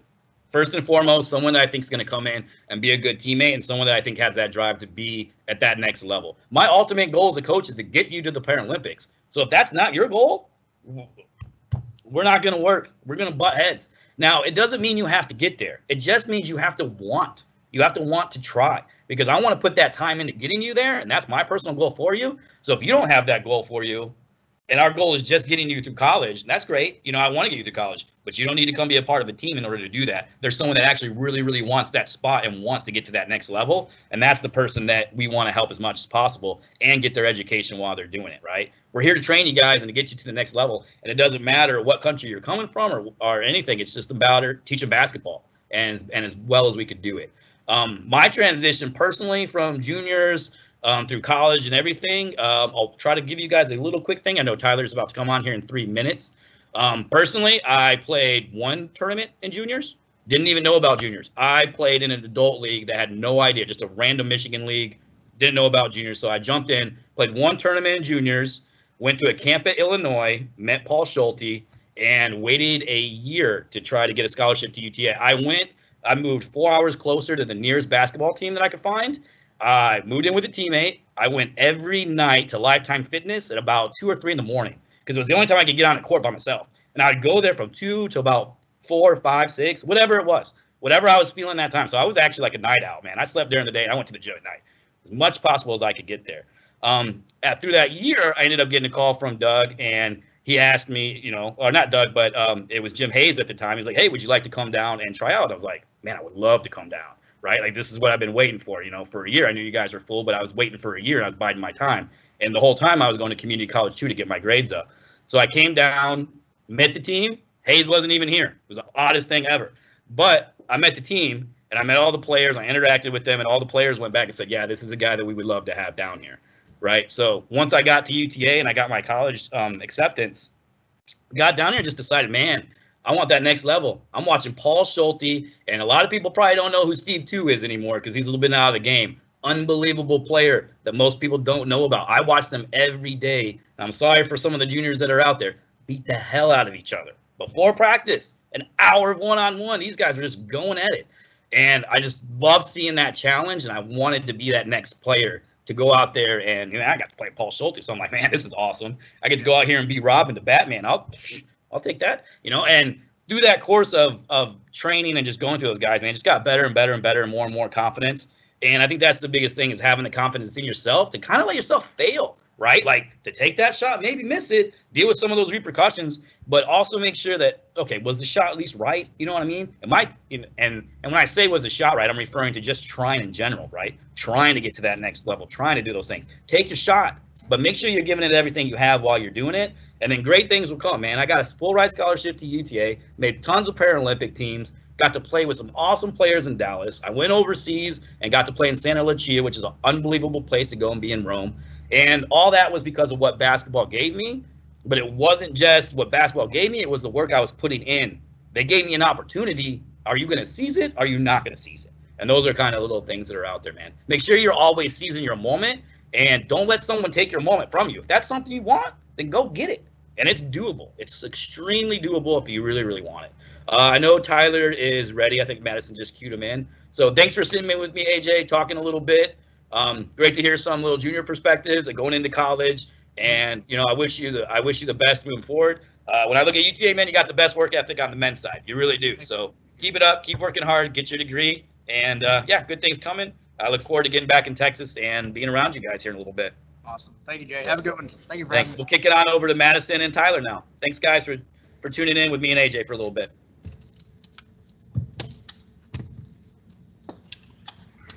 See you. Hey Jay, thanks for the questions. That's good stuff for our players who are juniors and want to move to the college division, but also our players that maybe they're a little bit older and maybe they just had an injury later in life, but now they're saying, hey, maybe I could take my game to the next level. Maybe I could try college ball. I need a degree. If I'm going to be successful and make enough money to support myself and the family, I need a degree. And they want to come back and go to college a little bit later in life. Hey, if you're willing to work, there's a place for you. And I think that's great. And we've had some good success with older players who come back. Antoine last year was mid-30s and did a great job, ended up with a master's degree in social work. So that was really exciting. Okay, our next speaker, and we're waiting for him to check in, but let me talk a little bit. He's going to talk about nutrition. And this is one of the most important things you can hear, is how to use your nutrition program to help you be a better athlete. How can you use your nutrition and your dietary habits to fuel your success in athletics? So Tyler was junior athlete. He is my son. I coached him in juniors. We won a championship in juniors. Coach Nelms mentioned Steve too. Steve too was one of our junior players. Tyler came here, got his degree in kinesiology, got his master's degree in kinesiology, and just finished his PhD. And he teaches sport nutrition classes here on campus. So we're really excited to have him as a resource. So he's going to talk about not just nutrition to gain weight or lose weight, or just eating, but strategic eating that is timely and purposeful. So if you're going to eat, how long before a practice do you need to eat? And what do you need to eat? Specifically, what calories do you need to eat to have a great practice? Because we're in the gym. I get here at 6:15. AJ's already in the gym. What are they doing to be ready for practice other than rolling out of bed and maybe having a energy drink? What can they do to maximize that day's practice to be the best athlete they can be? And then after practice, what are you getting after you burn those calories and you stress those different muscle groups that you worked that day? What are you doing to refuel those muscle groups and help them get ready for the next day? So that's one thing he's going to be talking about. I guess he's a little late. He's got a 2-year-old, so you know what that can do to a schedule. I jump back in, Doug. I feel like maybe I could ask you some questions or something, and fill in a little bit of time while we're waiting for Tyler to get here. Yeah. If you got some questions, no worries. The things that you asked AJ about transition were great, and he was very honest and did a great interview.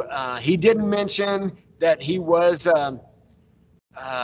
all freshman team and an academic All-American, I believe. So he came in with the intent to do things the right way. The other thing we want to talk about in nutrition is going to be, you're in a sport where you're going to travel, maybe late night travel, get up early for a game, and then you're going to play 4 or 5 or sometimes 6 games in a weekend. How do you eat for 6 games? How do you eat so that after you finish that first game, you eat and you're not just totally full going into the second game? What kind of calories can you take in? How can you actually sit down and schedule your nutrition so that it helps you and it supports all that physical work that you've put in to go to the tournament? And what we'll do. Some of you juniors that are out there watching right now, and what Doug's kind of saying to you, eat breakfast. That's what he's saying to you. Get up in the morning and eat breakfast. Don't go to the gym and don't have anything to eat, or you're going to be gassed after 5 minutes, and then people are going to be just pushing all around you on the court. So, and the same thing goes for our college athletes. When we get there, we got to come down, we got to eat breakfast. You got to put fuel in your body, or your tank's on E. and then what are you going to do? So, sorry, Doug, just wanted to jump in there. No, that's great. And then, so maybe you eat to get through that first game. What are you going to eat to get to that second game or third game of the day if you have 3 games in one day? And not just food, but liquids, replacing the water that you lose when you're working hard in a game. So that's another thing to think about. And if you email me, you guys that are listening, email me at movingmavs@uta.edu. I'll send you a PowerPoint that one of our interns did. And she was a kinesiology intern with emphasis, and she wanted to go into nutrition. She did a great PowerPoint about eating on the road. How can you eat the right foods on the road and fuel for a tournament of 5 games? So if you email me, I can send you that PowerPoint as well. It's got some good specific information for eating on the road. Yeah, I remember Coach Nelms when he played his first junior game that I know of in Arkansas. That was my first junior game. I flipped over backwards. I think I broke both of my elbows. I still have pieces that move around in them from here. Yeah, that was a really fun experience. He was playing with Sterling Heights, and we had seen them before. We thought we knew what they had coming in, and they show up with this guy with tattoos, and we're like, who is this guy? There's nothing wrong with tattoos. No, but Times have changed, Doug. times have changed. We didn't expect that coming in for a junior tournament. So, yeah, he came in, but you could tell then that he was going to be a really, really good player, and I was excited to see him come to Texas, have the opportunity to play with Steve too. I wish he never played one game with me. Heartbreaking. Unbelievable guy. Exceptional athlete. Yeah, and that just goes to show that you can be the most skilled individual, but if you're not actually having the team as your priority, man, then eventually you're probably going to get dropped from it. And I think that's one of the little things that happened with him. What was that? It really was. But a great player. He really did. Watching him and Paul Schulte go at it every day really, really was eye-opening. And it was eye-opening that to understand that you come into the gym and there are moments where you're 5-on-5. There's moments where you're 5-on-5, 2-on-2, 3-on-3, whatever they might be, and you have to know how to work together. But there's moments where you're 1-on-1, and you have to be able to be successful in those moments. And watching those guys play every day 1-on-1, reminded me of that. Reminded me of, like, you can be as much as a team player as you want, and that's great. But at some point, you have to be able to help them and be able to do something on your own as well. Yeah, so for you, how do you eat for a tournament weekend? Man, I am probably one of the worst people when it comes to eating. As I say that, I've gotten a lot better of really understanding your body. I think that's a big thing for a lot of juniors that are out there. You have to learn your body, what you can and what you cannot eat, what your body will process and won't process, and what will give you energy and won't give you energy, so that you're putting good things into your body when you're at tournaments that can help you. I'm just one of those guys where I get a little too worked up between games, so sometimes I can't put a lot into my body, but I have to make sure that, I'm eating well at night or eating well before the tournament even starts, and then I'm a little bit more ready to go. I get a little too excited sometimes, so sometimes I'm better to have a little bit less in my stomach than it is. But that being said, that just means you have to give yourself time to process what you're eating and get it through, and not trying to come out there after you've just downed a gallon of water. Right? That's one of the easiest things you can feel. It's like, oh, I just went to the bench and I chugged all this water. It's like, well, you probably should have sipped some, and it's the same kind of thing with eating at tournaments. You want to make sure that you're not overloading yourself, but you're putting a little bit in, just what you need. But really understanding your own individual bodies. We're all a little bit different. Every injury is a little bit different, and some people can eat stuff that other people can't eat, and it just is what it is. So really learning yourself. Spend that time to really know what you can and can't do. So. Okay, thanks. Yeah, and that's a really good point. There's no one-size-fits-all training plan, nutrition plan, but start when you're young, figuring out your nutritional needs and figuring out how you're going to do those, meet those requirements as you get ready to go to college, so that you do have a plan when you go to college. And your plan can't be, I don't eat breakfast. I skip breakfast. Yeah, your plan when you come to college is you better get some protein in your body, because you're going to be weaker than probably 99% of the people that are here already, right? If you're coming in as a freshman, you're coming in against either grown men or some grown women, and they are ready to play and they're ready to get in. You're coming in as a junior, so you already know you got to put on that muscle. You've been seeing AJ. AJ's put on a little bit of muscle since he's been here, and he's really focusing on working hard so that he can get to that next level. He understands there's a lot of talented players ahead of him, man. He has a 3.5 class, he has Matt Scott and Steve Serial just sitting there, right? And those are hard guys to get. So the only way he's ever going to get above them is to work, and to put on some more muscle. And he understands that he has great work ethic when it comes down to it. Very good point. Thanks for hanging around. Tyler's trying to log in and get his screen share ready. So Madison's working with him on getting logged in. So let's use this for just a second because everybody's in the same situation. What are your looking ahead for this semester? What are your thoughts on moving forward with this semester? Wow, crazy times, right?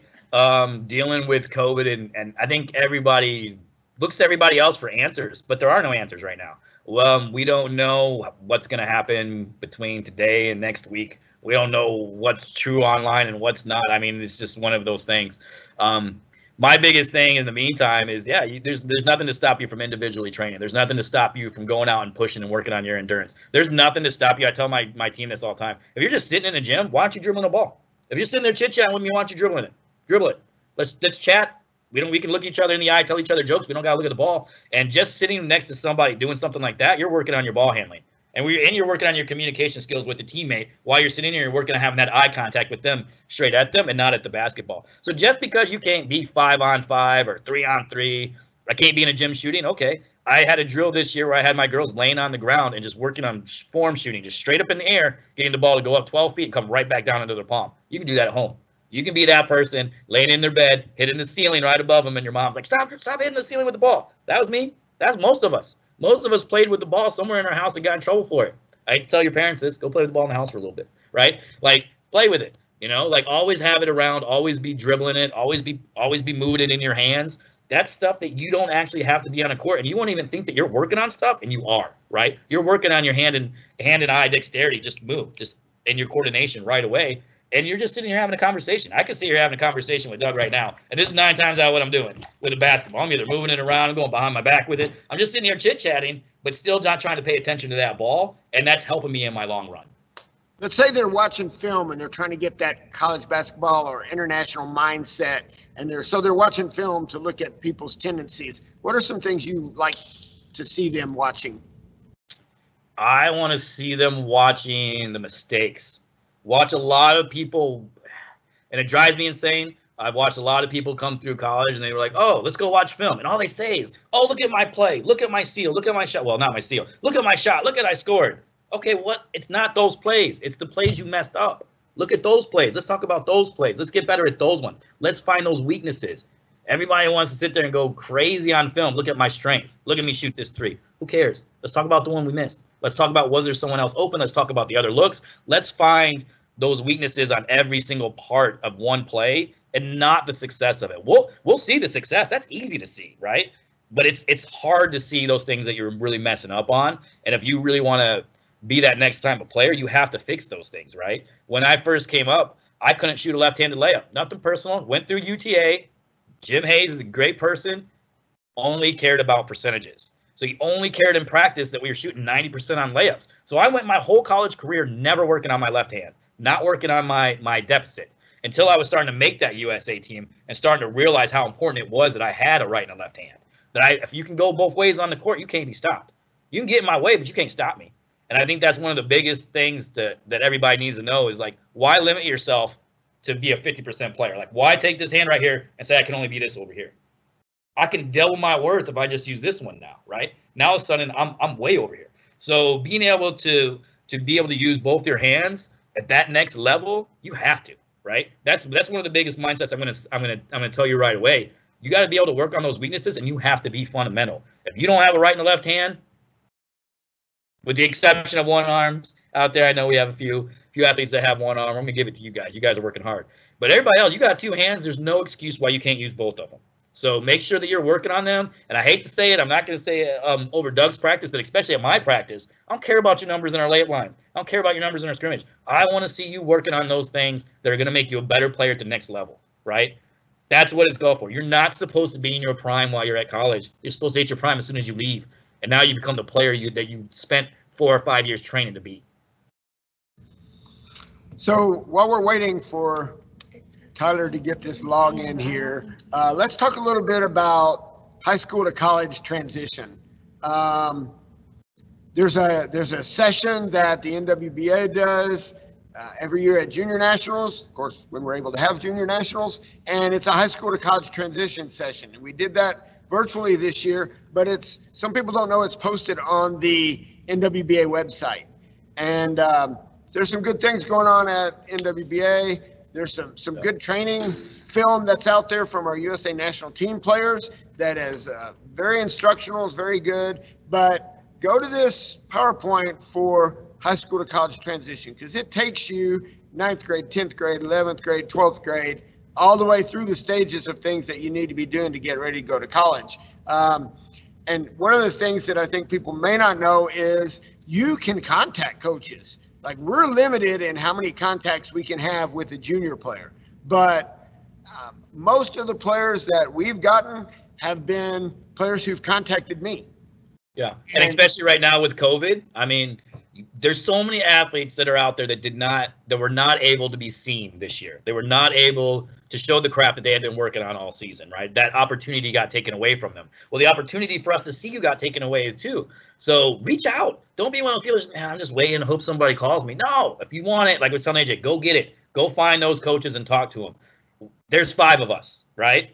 There's a lot more of you guys that are out there than 5. It's hard to keep track of all of you guys. Trust me. We are scavenging social media. We're scavenging every little thing that we can to try to find you guys. But we also need some help. Find us. You know, that'll help us both connect in the same way, and we can start moving forward. Whatever school that might be, too. You know, there's a lot of people that come and say, "Hey, I need some help in school." Well, we're going to give you the information to all the schools, right? It's super important that our focus is growing sport, and not just our own universities, that we're focused on the long term of our sport. I think most of us out here, I think we really are. And so we're here to help you guys. Use us as a resource if you're out there and you need some questions answered. Trust me, we're all approachable people. So ask the questions and we'll do our best to help you guys and put you in the right directions. Yeah, and 2 things. AJ basically talked his way into an opportunity at UTA. I'm in the South. I hadn't gotten him to see him play very much. I'm a classifier, so at Nationals, I was at Nationals, but I was also classifying, so I didn't get to see that many junior games. And he reached out, he made the contact, he sent me some film. He asked me several times, hey, what are some drills I can be working on to get ready for college, which I was very impressed with. So he created that opportunity himself by reaching out. So you guys can do the same thing. Reach out to coaches, and even if maybe this one school over here is full, you've got a library of things that college coaches are looking for just by reaching out to all the college coaches. And the other thing is, everybody thinks about the elusive college scholarship. Money's limited, and it's getting more limited. So like AJ was saying, you have to find some other opportunities to pay for your support. Make sure you're looking at your voc rehab in the state you're in, but you can also make the argument that you want to go out of state because you want to study sport coaching in adapted sports, and there's only X number of programs out there that you can study. So you can make the case when your voc rehab says, oh no, we can't pay out of state. You can make the case to say, well, I want to go to this school because I can get an out-of-state waiver, and so my tuition will be less than if I stay at home. So you can make those arguments. AJ had a good point when AJ talked about, well, the offer wound up being better than some other offers, and I took it. Forget the offer. You kids that are out there, work hard in school, right? If you work hard in school and you can get an academic scholarship, you can go anywhere you want. And you don't have to worry about what is there financially as a scholarship-wise from this one basketball program, right? If you have your own resources because you were able to do really, really good in school, awesome. Now you can choose anywhere you want to go.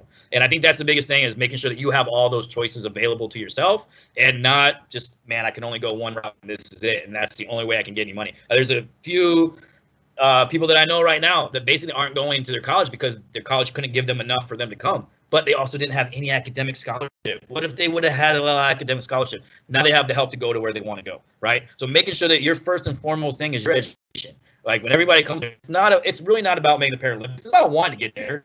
It's about the degree that you're going to leave here with. right? That's what you're really going to do. No one goes through here and let's pick the most professional basketball players we have here in the States, right? Wait, maybe 2. I mean, if you really want to know, there's a couple people that go over there, but it's not long term. You don't stay over there for your whole life. It's not a career. It's an opportunity to live abroad for a little while, play the sport, get a little money, and enjoy your time over there, but it's not a career. Yes. So make sure that you're focused on your education, going to school, and what your career is going to be. And it's not going to be wheelchair basketball for 99.9999 for a million people. It's not going to be, right? Just don't make. There's no money here. So if you're a person who wants to make some money, it's not in wheelchair basketball. This is a sport for love, and most of these jobs, the people are doing it because they love it. We're not out here driving Lexuses and stuff for the most part. So make sure that you're really, really focused on education and the quality of life that you want and what you're going to do with your life after basketball. Use basketball as an avenue to get what you want. And that's a great point. Coming from a player who's gone overseas and experienced that, if that's part of your plan as an athlete, it's just part of your plan. There's no big retirement system there. There's no big investment system. Use that time to experience the world and have the opportunity. For most of you people who are thinking about, I'm going to go over there, I'm going to play bad, I'm going to have this great career. I'm going to tell you, if you got a salary over $40,000 to go play wheelchair basketball, that's probably the highest salary you're going to get, with the exception of one club that used to be out there, and that club now does not do those contracts anymore. So everybody that's the highest that I'm looking at, I mean, man, 30,000, that's not a long-term solution for a career. That is, I get to go live abroad and experience this, and basically get to live over here for free for a little bit and experience all these cultures, but knowing that I'm going to come back and have a career because I got my degree at the end of it. I went over to Italy after I had my degree. I didn't go before I had my degree. I finished my degree. I went over there, had a little bit of fun, and knew that I could come back and focus on what my career was going to be. It changed a little bit. Now I'm a head coach. Didn't think that was going to happen, but those things happen, and you can follow your passion a little bit, but make sure that you've backed yourself up, right? If everything goes to crap and basketball's done for 2 or 3 years, who knows, right? And this far case scenario. But if it is, well, what are we going to do for a job? Well, you have a degree, and that's the biggest thing. That's why we bring you to college. You have a degree. You have something you can always fall back on. You can still chase your passions for as long as you want, but you'll always have that thing behind you that will always pick you up if you fall. And 2 things. 1, you go over there and get paid for a year, you can't come back and play college ball. So keep that in mind. 2, we've got Tyler in. I know we're at the end of our time, but we're going to go ahead and have him present his information. It'll be on the archive. It's good information that you're going to want to look up. So when we post day 3, you'll be able to, if you can't stick around, you'll be able to catch this on the archive. So we're going to finally now switch over to Tyler. We got things done. Madison will get you over there. And thanks a lot, Jay. See you guys. Okay, please don't fucking turn off. All right, are we all set?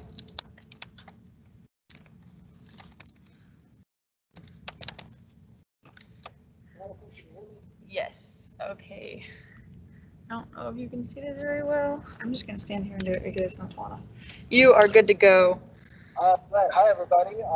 Thank you all for being here.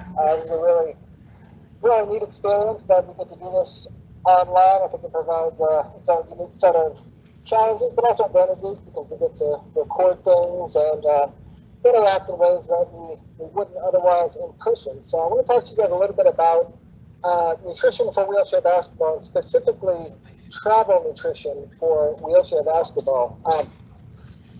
We all know that wheelchair basketball is kind of unique compared to a lot of other high school and collegiate sports. We don't travel from place to place and just play one game, right? We usually play tournament style, and that provides, again, some unique challenges when it comes to fueling for competition. When you're playing 3 and 4 games a day, you're spending a lot of calories, and that requires some creativity and really focusing on nutrition to make sure that you are replenishing between games and making sure that you're able to compete at the top of your potential. So I know we're running a little behind on time, so I'm going to kind of pick and choose what I share here. This is a breakdown of what we're going to be talking about. We'll talk a little bit about optimal nutrition for wheelchair athletes. I want to speak briefly on that because it's an important component of this. Nutrition for wheelchair athletes is very similar, but not exactly the same as able-bodied athletes. So I want to make sure we touch on that a little bit. We'll talk about what traveling looks like for tournament-style play, food resources on the road, common mistakes on the road, some healthy options. We'll talk a little bit about nutrient timing, and then we'll look at some examples of effective eating schedules at tournaments, including some meal and snack ideas for before games, in between games, and then how you can recover after games. So we all know that nutrition is very important. American College of Sports Medicine, with numerous other organizations, have all acknowledge the importance of optimal nutrition for athletes, and this can allow us to improve our performance. It facilitates recovery after exercise. It improves training effects when we're able to train at higher levels because we're fueled properly. We have better adaptations to training. There is a lot of research showing the relationship between proper nutrition and prevention of illness, so it has a strong impact on our immune system, and just overall health in general. There are psychological benefits to proper nutrition, which is a bit outside the scope of this presentation, but if you're interested, I can talk to you about that individually. So yeah, let's get started. Considerations for wheelchair athletes. Wheelchair athletes burn fewer calories both at rest and during exercise compared to able-bodied peers. Resting metabolic rate is anywhere between 5 and 20% lower depending on the level of injury. And that can be difficult because, especially when you're in a group setting, you want to eat what other people are eating, right? But if you're with a bunch of your able-bodied friends, it's just the nature of the beast that they are going to burn more calories than you, and so they can actually eat more than you and not worry about gaining as much weight. This makes nutrient timing and nutrient selection that much more important. We have to be a lot more mindful about how we're eating, what we're eating, and when we're eating, and how much we're eating. So I just wanted to touch on that before we get into considerations for travel, because that piece right there is the foundation of everything that we're going to talk about moving forward. So when it comes to traveling, it can be difficult to make healthy selections on the road, especially when it feels like your only options are McDonald's or Wendy's or fast food in general, but there are a lot of options when it comes to traveling on the road. Everywhere that you go is going to have healthy options. It might not always be the tastiest option or the most fun option, but there are healthy options pretty much anywhere you go. You can't go anywhere without seeing at least 5 fast food restaurants. But like I said, every fast food restaurant I've ever been to does provide healthy options. Everywhere is going to offer a grilled chicken sandwich or a salad, as long as you go easy on the ranch dressing. Full service restaurants or sit down restaurants are another option. They're going to provide a little bit more variety, more healthy options, and you can always get those to go. You can get on-the-go snacks at gas stations or even at grocery stores and supermarkets. There's nothing that says you can't use Walmart like you would a gas station and go in and get granola bars, trail mix, even fruit or vegetable cups. And then even convenience stores are offering more healthy options. This right here is a picture of a QT. QT and Lines, the bigger gas stations and convenience stores tend to have healthier options, but more and more stores are expanding their healthy options. And this is important because increased consumption of fast food is associated with a number of negative health outcomes. decreased intake of fruits and vegetables, as well as whole grains, and increased intake of sugary carbonated beverages. It can get a little frustrating when you go to a fast food restaurant, and if you ask for a water cup, they give you a little, maybe like 4-ounce cup that you have to refill 6 times to quench your thirst, where you can spend like $1 to get a soft drink, but that is kind of where we are. If fast food is the only option you have, there are healthier options. Anything grilled is going to be better than your typical burger or French fries. So like a grilled chicken sandwich is a great option at a fast food restaurant. Sit-down restaurants, like I said, do offer healthier options, and these can be, you can call ahead and order those to go, and that provides a somewhat convenient option to eat on the go. If you're traveling, staying in a hotel, these hotels often provide free breakfasts that have healthy options like fruit, yogurt, waffles, bagels, cereal, eggs. I have bagels on here twice. I like bagels, so maybe that was where I was going with that. But anyways, so you've got a lot of options at those continental breakfasts at hotels. Fruit is always going to be a good choice. Yogurt, as long as the sugar content isn't too high. Same with the cereal. You don't want to get the... I think a good rule of thumb when it comes to cereal is the more colorful the cereal is, the more sugar it has. And so the more sugar it has, the more you want to stay away from it, or at least limit your intake. Eggs are a great source of protein. And one caveat to this that I want to mention is that when it comes to nutrition on the road, you want to practice your nutrition like you would practice your sport.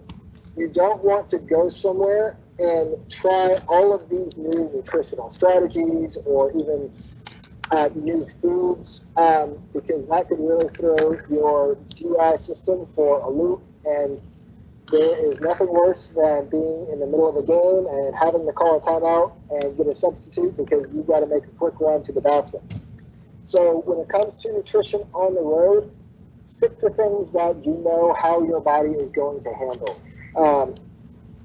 So practice your nutrition before practice, practice your nutrition during practice, and then practice your nutrition after practice, like you would during a game, before a game, during a game, and after a game, because that's one surprise that you don't want to have to deal with in the middle of a game.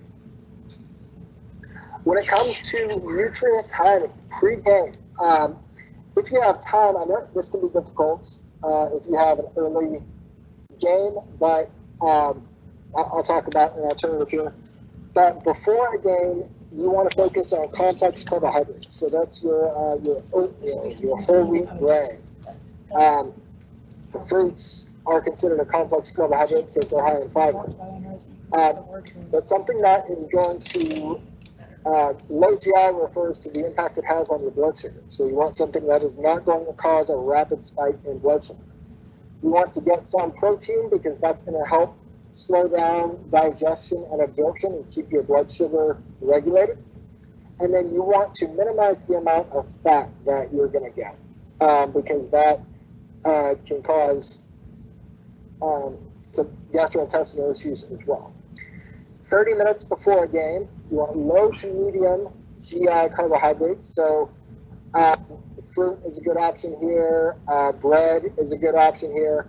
Just a little stagnated granola bar with moderate protein, and then avoid fat and fiber because you don't want something that's going to be sitting in your stomach during a game. If you have an early morning game, you have to get something. You want to get something, whether that be fruit and a granola bar with a little bit of protein. But make sure that you're getting something because playing on an empty stomach, especially if you have multiple games throughout the day, you're going to be dragging by noon or 3 o'clock and not able to play your best by the end of the day. 30 minutes after a game, you want high carbohydrates and high protein. protein and carbohydrate together improve muscle repair over just protein alone. They also help replenish your muscle glycogen. That's where your muscle carbohydrate stores are, and those are depleted after a game. And then 2 to 4 hours after a game, you want to shoot for something that looks very similar to your pregame meal, high in complex carbohydrates and protein. This is particularly important on tournament days if you're playing multiple games throughout the day. Appropriate nutrition and prioritizing nutrition is going to provide sustained energy, increased mental focus. We all know basketball is just as much a mental game as it is a physical game. And enhance recovery. When you are not fueled properly, you are at increased risk for an injury. So this is just as much about prevention of injuries as it is recovering from physical activity as well. The amount of food is going to be very individual. So some people are going to respond differently to different amounts of food. And that is one more reason why practicing your nutrition is that much more important. You want to know how much your stomach can handle in between games, how much it can handle before a game, after a game, so on and so forth. And then if you have back-to-back games, your recovery meal or snack might be your pre-exercise nutrition for the next game. So that's something to keep in mind as well. You want to focus on carbohydrates, complex carbohydrates and fluids, incorporating more protein towards the end of the day to facilitate recovery.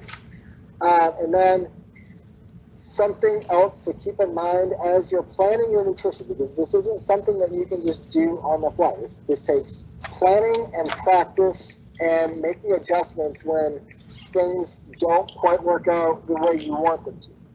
But larger meals require 3 to 4 hours to digest. So if your first game isn't until noon, you have the time to get a little bit bigger pregame meal in and the time to allow that to digest. So 3 to 4 hours for a larger meal, and that's something like waffles, eggs, and some yogurt. A smaller meal would be something like maybe a sandwich and some fruit and maybe some baked chips. And then 1 or 2 hours for a small snack, so like a granola bar, fruit, or a liquid meal like a protein shake or something like that. Some meal ideas when you're traveling on an Olive Garden, places like Olive Garden, Chili's, Cracker Barrel, all of those are very popular restaurants for teams to go to. So these are some options that you can get. Chili's in particular has some really healthy options that are great for both pregame and postgame. Fast food options at McDonald's, for example, you can get the grilled chicken sandwich with a side salad. Chick-fil-A, the grilled chicken wrap, and mac and cheese is okay in moderation. Papa John's or Mooyah. Mooyah has the turkey burger with sweet potato fries. Sweet potato fries are better than regular fries because they are a little bit more complex carbohydrate. Grocery store and supermarket. So like I said, you can treat Walmart like a convenience store. Just make a quick stop at Walmart, run in, get a box of granola bars or stuff for sandwiches. I don't know how many times I've done this for competitions. You can order vegetable trays from the deli or bulk baked chips, cheeses, crackers, all sorts of options.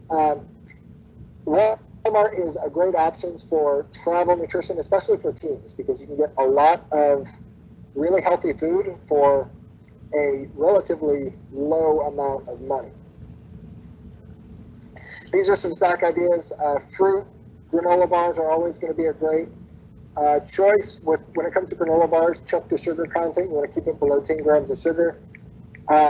Individually wrapped cheese sticks, peanut butter crackers are great. Rice cakes with toppings. You can get honey, peanut butter, berries, bananas. wheat toast with toppings, pita bread, smoothies, and then vegetables, carrots, snap peas, broccoli. I know that doesn't sound necessarily appetizing, but those are great options for healthy choices for pre-game, post-game, and in between. So this is what a example meal for a tournament could look like. 6 a.m. I know 6 a.m. is early, but when it comes to competing at your optimal level, that's sometimes what it takes. So 6 a.m. could be hotel breakfast or something you got from the grocery store. Snack 30 minutes before a game, and then the first game at 9 a.m. Hydrate throughout the game with water and a sports drink like Gatorade or Powerade. Lunch at 12:30, catering from a local restaurant, or again, stuff that you got from the grocery store. That could be sandwiches. Depending on if you have a microwave, you can get some microwavable things. Game 2 at 3 p.m.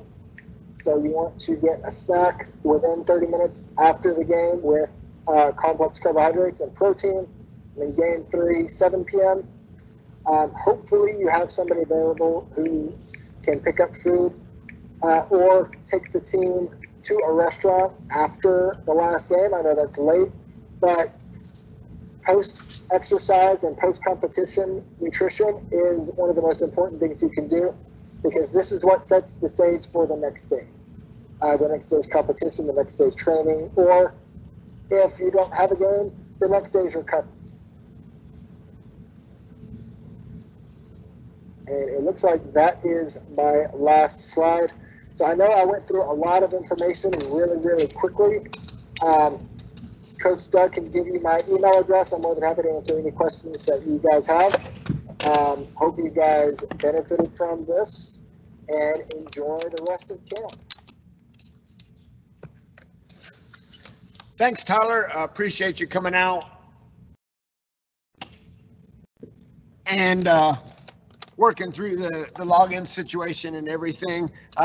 Everybody, yeah, we went over. We'll see if there's an interest in having Tyler come back maybe Friday for some Q&As, maybe a little bit more specific serving sizes if you have questions about that. Or you can send them in to movingmavs@uta.edu, and he will answer your questions. We'll make sure he gets the questions. All right, we went over, but a great day. We covered a lot of really, really good information. I hope you enjoyed it, and we will be back tomorrow morning at 11 o'clock. Thanks for coming in. We'll see you later.